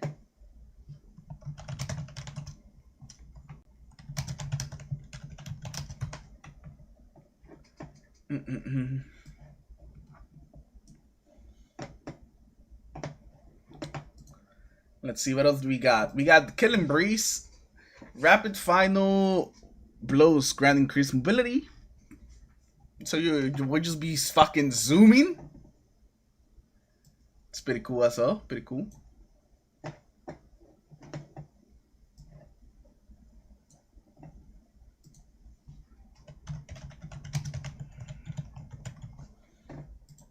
What else we got besides Killing Breeze? Enhanced Ether Generator. That's just like the trait one. I don't really care about that one. I don't even know what the trait does. Feel the Revenant. Deal increased weapon damage to Scorn. Wearing the Shade Stalker armor currently 0 out of 4. Increases base damage. That could be good. Rapid Impacts. Dealing damage to grenade launcher temporarily increases the reload speed of the grenade launcher. That one's good. That one's good. Rapid Impacts. Sounds pretty good. Sounds like it's going to be a grenade launcher season. Hopefully you guys got your grenade launchers ready. Because it looks like it's grenade launcher season, baby.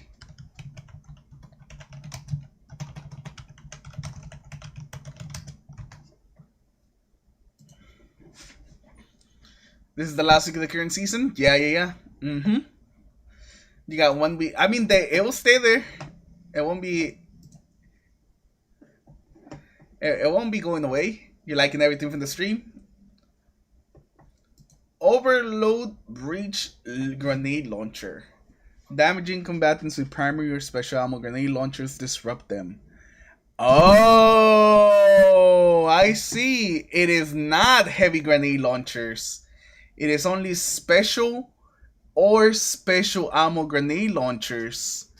So this does not apply to heavy grenade launchers. The overload grenade launcher.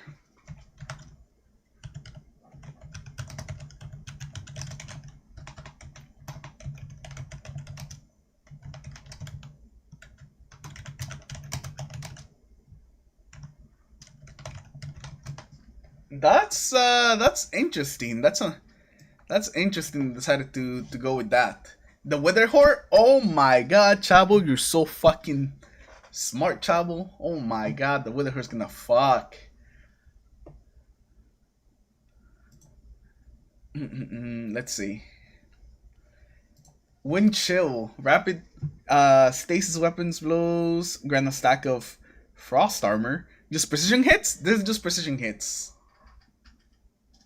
Rapid precision hits from a weapon with the Dark Ether Reaper origin trait grants you more stacks of frost armor.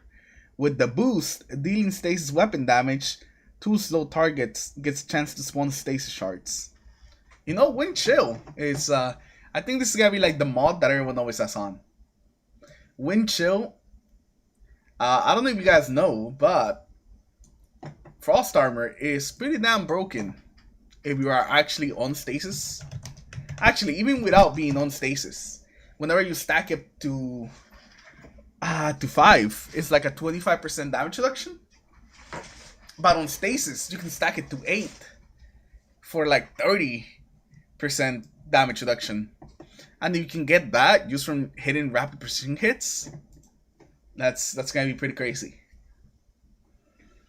Concussive reload, using a grenade launcher to damage a boss, damage a champion, or break a combatant shield, weakens them. Okay, so this is like breach and clear.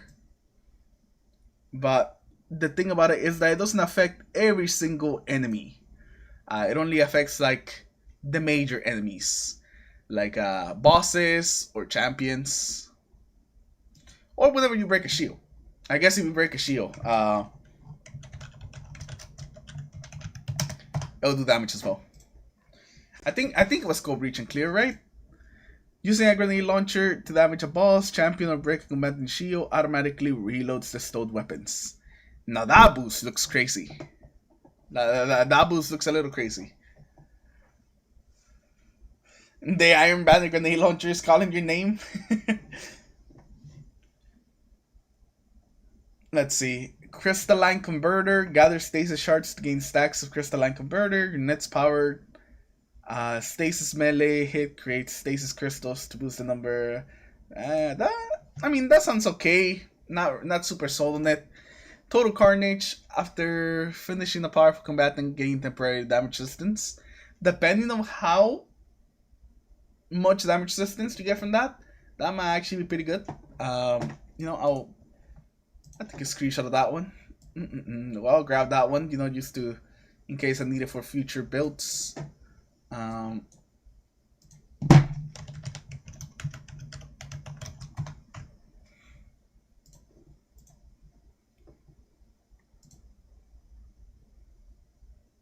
Yeah, breach and clear. I think it was the one. Like anything that you hit with the grenade launcher would get weakened. With this one, it looks like it's only like the big enemies, like the champions, the bosses, or if you break a shield. But you won't be. I guess you don't really need a weakened buff on the throw, anyways. So I guess the things that matter are gonna be get weakened by that mod. Power from Pain. Rapid final blows against weakened combatants. Grant you the power.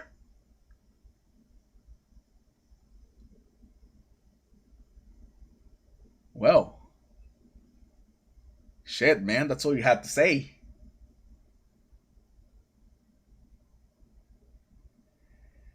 Okay. Does anyone know what ability gives you weaken? Like, very quickly. That's not the goddamn sidearm, because the sidearm already has Devour. Because it says rapid precision. No, just rapid final blows, not precision kills. What is something that weakens things that can... I'm thinking the collective obligation, if it has weaken on it, could probably proc this very easily. But besides collective obligation, I can't think of one that like stands out like this one. I think collective obligation is it at the top of my head. Because it says weaken specifically. And I'm not sure how many weakened abilities they are, or there's any like very easily accessible weakened abilities. They, funnily enough, the Rohan machine gun would be another one that would be very good with this. The Rohan machine gun, like, weakens things every 4 shot, so you'll be getting a lot of kills on weakened targets. I'm probably proc Devoured that way. But I can't think of other ones. I have to look at the list. You know, there's too many things in Destiny. Trace Evidence. Rapid precision heals final blows on targets affected by Jolt or Blind will generate Ionic traces. I mean, that's okay. I think that's going to be pretty good for builds. Not going to be like a big part of builds, but I definitely think that they would probably be like a good enough part of a build that people will include it every single time, but it wouldn't be like a main part of it, I guess. It'd just be a small part of making the build better, but it wouldn't be the main thing about the build. The Armor of Aramis. While Frost Armor is active, taking critical damage from combating causes you to emit a freezing burst. Now this looks interesting. The Armor of Aramis looks very interesting. Is it gonna be good? I don't know. But we'll see. It kind of depends how big the burst is. If it's not very big, then it probably won't be good. But if it is quite big, and it freezes like it does, guys, it doesn't say it's slow, it says freeze. It could be pretty good. Hell of the Storm. Shattering stasis crystals releases shards of ice that damage and slow targets. Shattering frozen targets and stasis crystals deals increased damage. This is just gonna be another thing that's gonna be good for like stasis builds. It is stasis season, baby. It has finally arrived. We have finally left solar season after like 2 years, and we're finally in the cool stasis season. Alright, let's see what you got. Debilitating Wave. Finishers emit a damaging wave that matches the element of your current equipped super. While you have an arc, void, or stasis super equipped, the blast also applies blind, weaken, or slow. Okay, so now this one is again one that has some potential, but we'll have to see it actually in action first, because we just don't know how big that blast is gonna actually be, and that really like matters so much that we can't really say if it's gonna be like a good mod or not. You know, in my head, I'm putting together a fucking finishing build. Well, every time I see like an enemy that's low, I just try to go for the finisher, and I think that works really well on the Warlock, because I think they have a finish in Exotic. I think. Yes, that stupid Exotic paint always likes to wear, and we always tell him to take it off because it would suck. But if he has all these like different mods about finishers, then the helmet would probably actually be good. Let's see, what else we got? What else? Show me.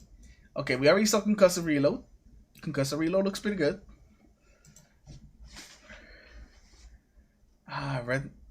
Retinal Burn? Okay. Rapid arc weapon precision hits consume armor charged to blind targets. I mean, this could be pretty good for like the arc builds. Not bad. So there's a couple of like fragments and stuff that interact with blind. So I could definitely see that.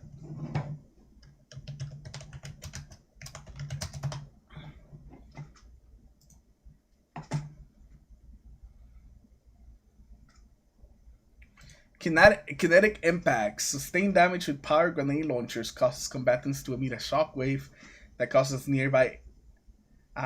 damages to nearby combatants. The shockwave can stun unstoppable champions. Okay, so it looks like there will be another way that the heavy grenade launchers are getting in on the champion stopping, but it's not gonna be the same champion as the other grenade launchers because these ones are gonna be on stopping unstoppables instead. And again, it's telling us about this wave, the shock wave. There's a lot of like perks that mention shock waves, but we don't know how big that wave is gonna be. So we'll just hope that is good. I mean, all of these sound pretty good in theory, but we'll have to wait and see. We'll have to wait and see. In theory, this mod sound like some banger mods. In theory. Okay, Surf Cold. Picking up a Stasis Shard grants you class ability energy. Picking up a Void Breach grants you melee energy. The article's out. Oh yeah, I saw the article. I'm just gonna finish these couple of like things and then we'll look at the article. Surf Cold.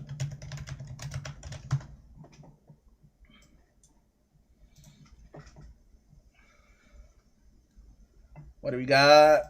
Conductive Cosmic Crystal. What the fuck? Conductive Cosmic Crystal. Your arc abilities, void abilities, and weapons with the Dark Ether Reaper origin trait do bonus damage against targets that are affected by stasis debuffs. How much is the extra damage? Who knows? But it seems like this has the potential to be pretty good, considering just how easy it is to put like a stasis buff on things.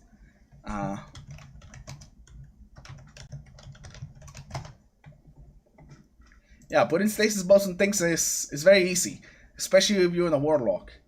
I think this is it. I don't think they showed any more after this. I don't think they got to show those last three. These things are gonna get revealed like more in depth later on the week anyways, but I am gonna talk about them. I want to talk about them today, so that's what we're doing. But let's refresh the page here. Alright, so we got the next generation of armor. Okay, so the article's out, boys. The next generation of armor. We're gonna react to it. We're gonna see how we feeling about this next generation of armor. And like always, if you guys are looking for the TODR, it's up here. Armor will be more active. What can I? Okay, there it goes. Interesting part of build crafting. Stats will be reworked to be more impactful, less confusing, and less constraining. And then set bonuses will be introduced to give individual armor sets a more unique identity and build crafting elements. I just can't read today. But yeah, overall, seems like they're just trying to make armor actually more impactful. Because the way it stands right now, armor is just... it's just there. I mean, there's a couple of mods that like help you out. But the build crafting really just happens in the artifact and with the actual like fragments. And you with your exotic weapon and exotic armor. But the rest of the armor really is... there can be any armor. The problem. In the years since the last major update, Shadowkeep's Armor 2.0, armor has settled into a relatively static part of the reward story. Once you have the right rolls, there's very little else to look for, and intrinsic balance of stats, value, locking effects that make you want to swap anything out anyway. Okay. So yeah, the armor really essentially hasn't changed since Shadowkeep. So let's see, we got a reworked stat mechanic, the first major change in the mechanic of the stats themselves. Stat effects will no longer be tied to every 10 points. Every point in the stat will provide a benefit. Oh, thank God! Thank God! I hated that some stats were just wasted. Especially when you ended up like 99 or 89 and then you just couldn't reach it, and because you were missing that 1 point, all those 9 other points were just wasted. It really sucked. So I'm very happy to see that every single piece or every single point in the armor is going to give you a benefit. This change is intended to reduce the lock-in effect that happens when you fine-tune combination of stat values.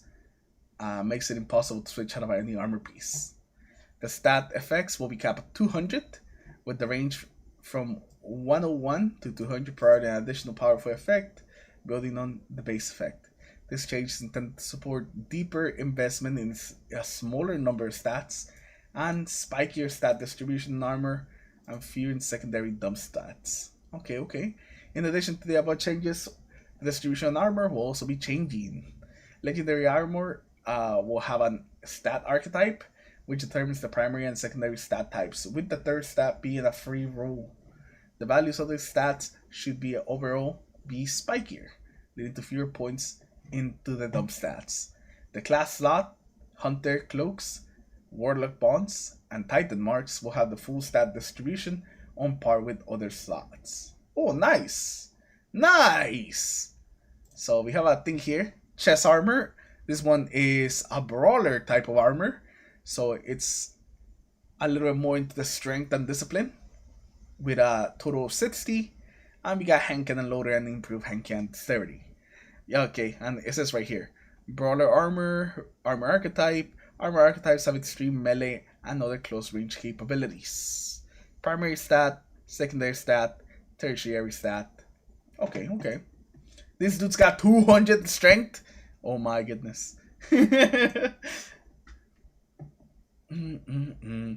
This will result in a unique stats in every armor piece with larger distribution to those stats and every stat point providing a benefit. These changes should ultimately make every piece of armor more interesting and easier to evaluate. New stats. Some stats will be changing with 3 goals in mind. Improve specific weak stats that offer little value. Reduce or eliminate the mandatory must-have stats. Oh my god, please make mobility better. Please make mobility better. Please tell me that's what this means. Please make mobility better. Overall, improve on the stability of stats and their effects. These changes are still under active development, but here are some of the examples for work in progress designs that will eventually include most of all the stats found of armor.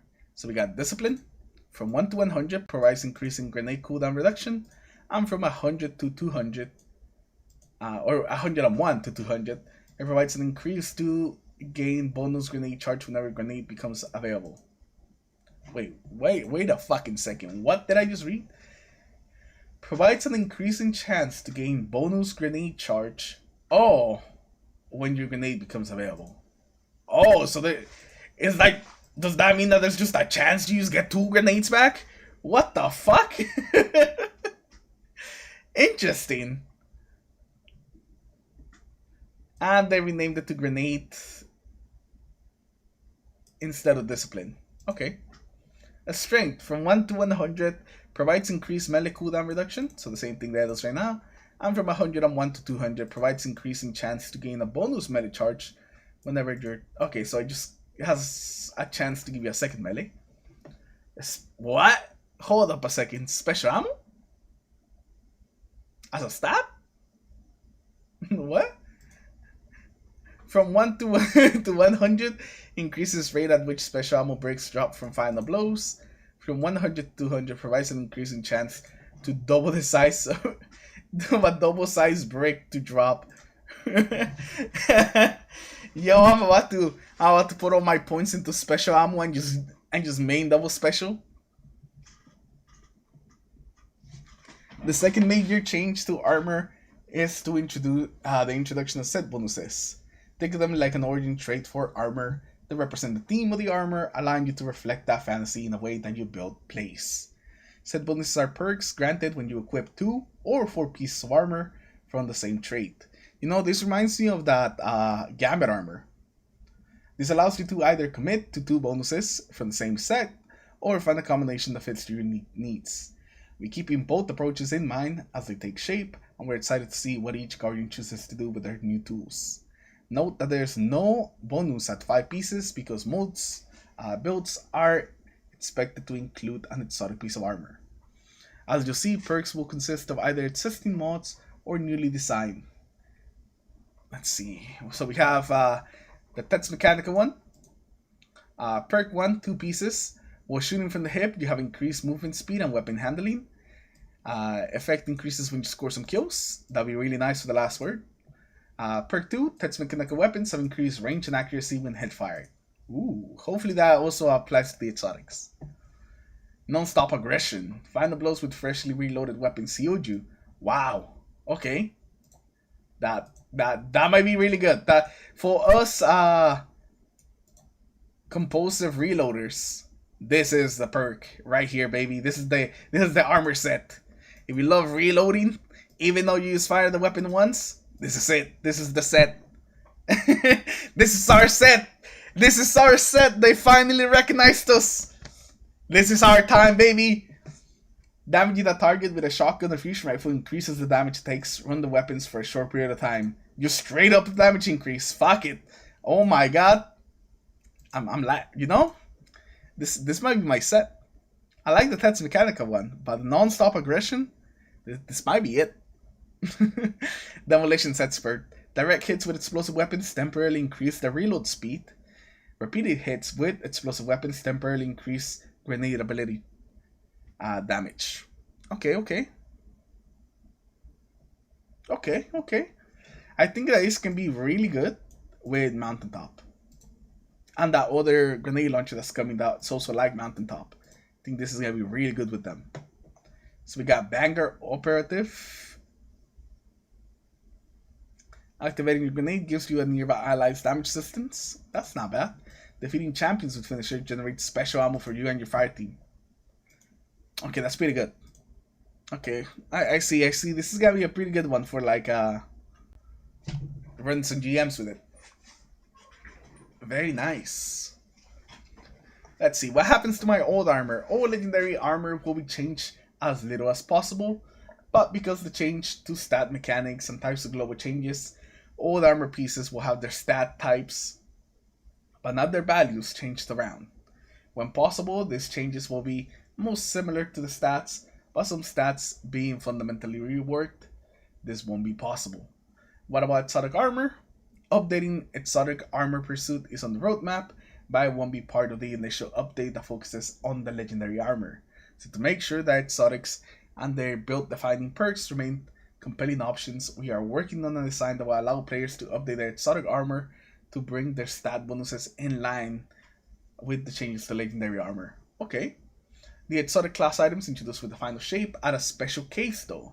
Even though the legendary class items will be gaining full random stats with this update, we don't wish to add additional randomness we don't wish to add additional randomness to the exotic class items chase. Instead, we'll be providing a method for players to update their existing exotic class items with additional stats of their choosing. So you'll be able to straight up choose the stats on your exotic piece of armor. We exotic piece of armor farmers keep winning, baby. We keep winning, and the people that don't get the exotic class items, they keep crying. Alright, let's see, what else?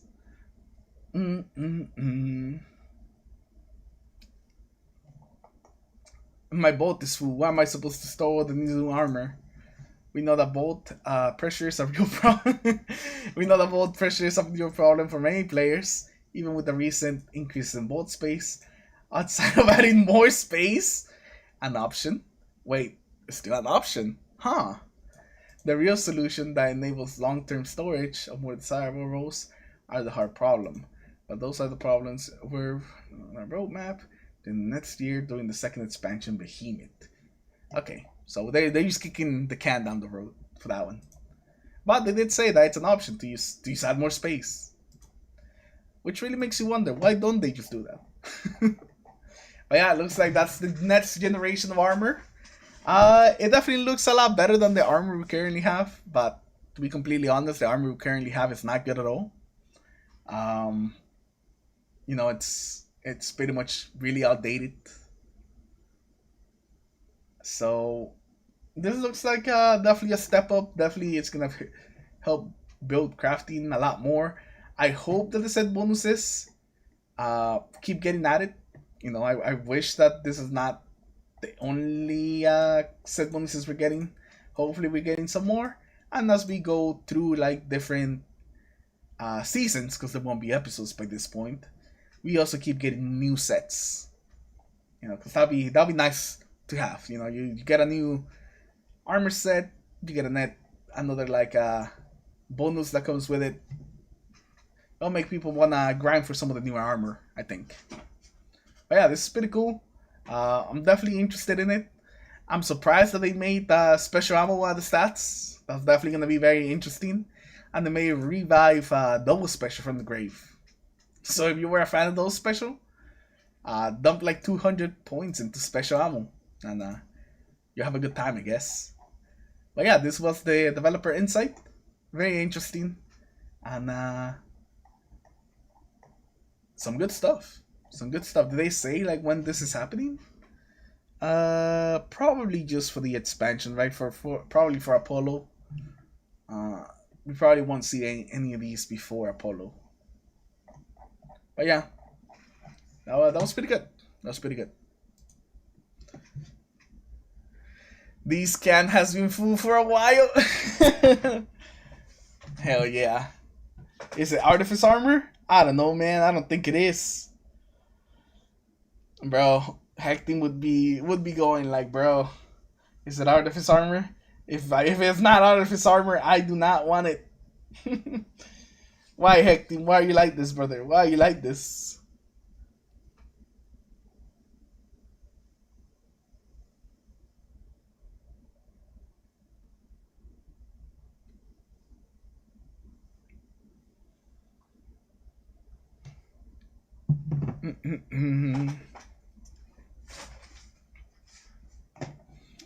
But you know, I think with that we're gonna end today's stream, boys. It's been fun reading the article, looking at the artifact mods, seeing the live stream. It's been fun. I'm kind of looking forward to next week to see like how good the DLC is. I'm very excited about some of those weapons because we saw a couple of new weapon archetypes we haven't seen before, so that should be pretty fun. But anyways, with that we're gonna end today's stream. I appreciate everyone stopping by and hanging out, and I'm gonna see you guys in the next one. Take care, everyone. Have a good rest of your day. Watch the video tonight. I'm gonna put out a video of my full thoughts on the actual artifact and like the things that I'm looking forward to the most. I took a screenshot of all of them, so now I have all of them.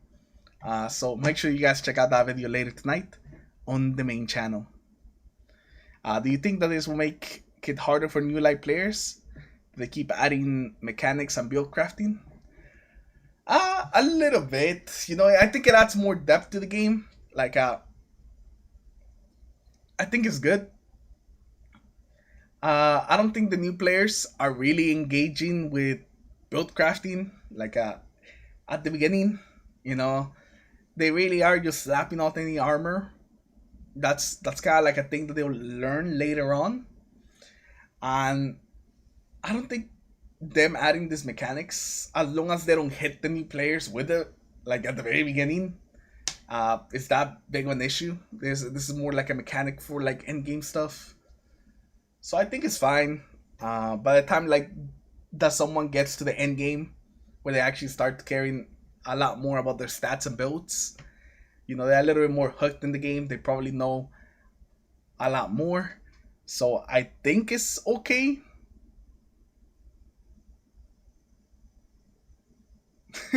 Or the dirty casuals like me who just grab unknown dim links. Damn. just grab the dim links and then the whole build is just applied. Damn, it be like that. They use me for my dim links. That's what they use me for. No, but I think this is good, Stefan. I think it adds more depth to the game, but I think the new players have bigger problems than this to worry about. The new player experience still kind of sucks, but for different reasons. Definitely not for this. I know, mostly because you're just kind of thrown in the middle of whatever the hell is going on when it comes to the story and just the things that are happening in game. that I'm sure they're not even thinking about the armor. But yeah, I'll talk about that some other time. Maybe I'll make a video about that too. But we'll see. But for sure, there's gonna be a video tonight. So, anyways, thank you for stopping by, and I'll see you guys later, boys. Peace.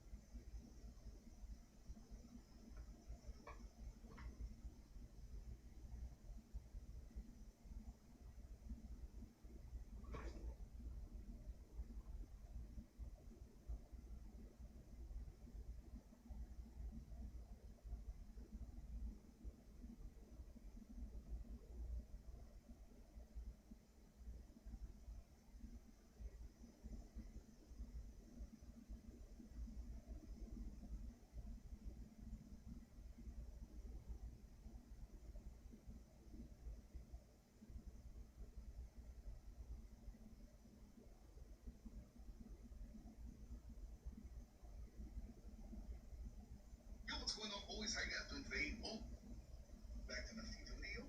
Today's video, taken Spin R4.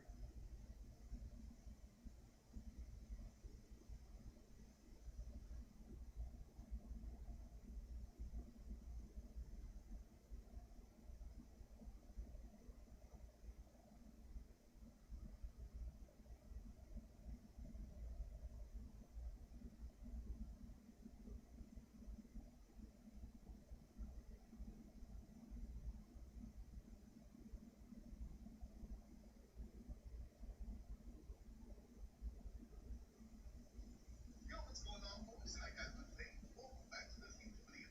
In today's video, we're going to be talking about the best mods in the artifact. These are the mods that I aim for because these things are going to be crazy. Seeing the artifact that we're going to have in final shape is just ridiculous. There's so many good mods. So today I'm going to talk about all the good ones that I'm looking forward to and just have fun using them. Before we get started, make sure you guys give a like to the video, subscribe to the channel again.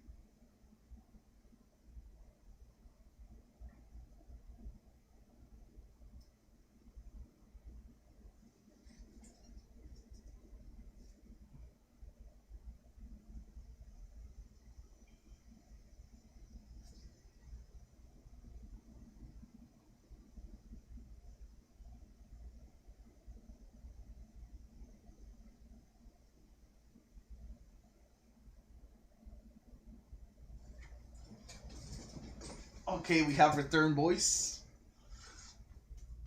I figured that I walked out the room and I'm like, hey,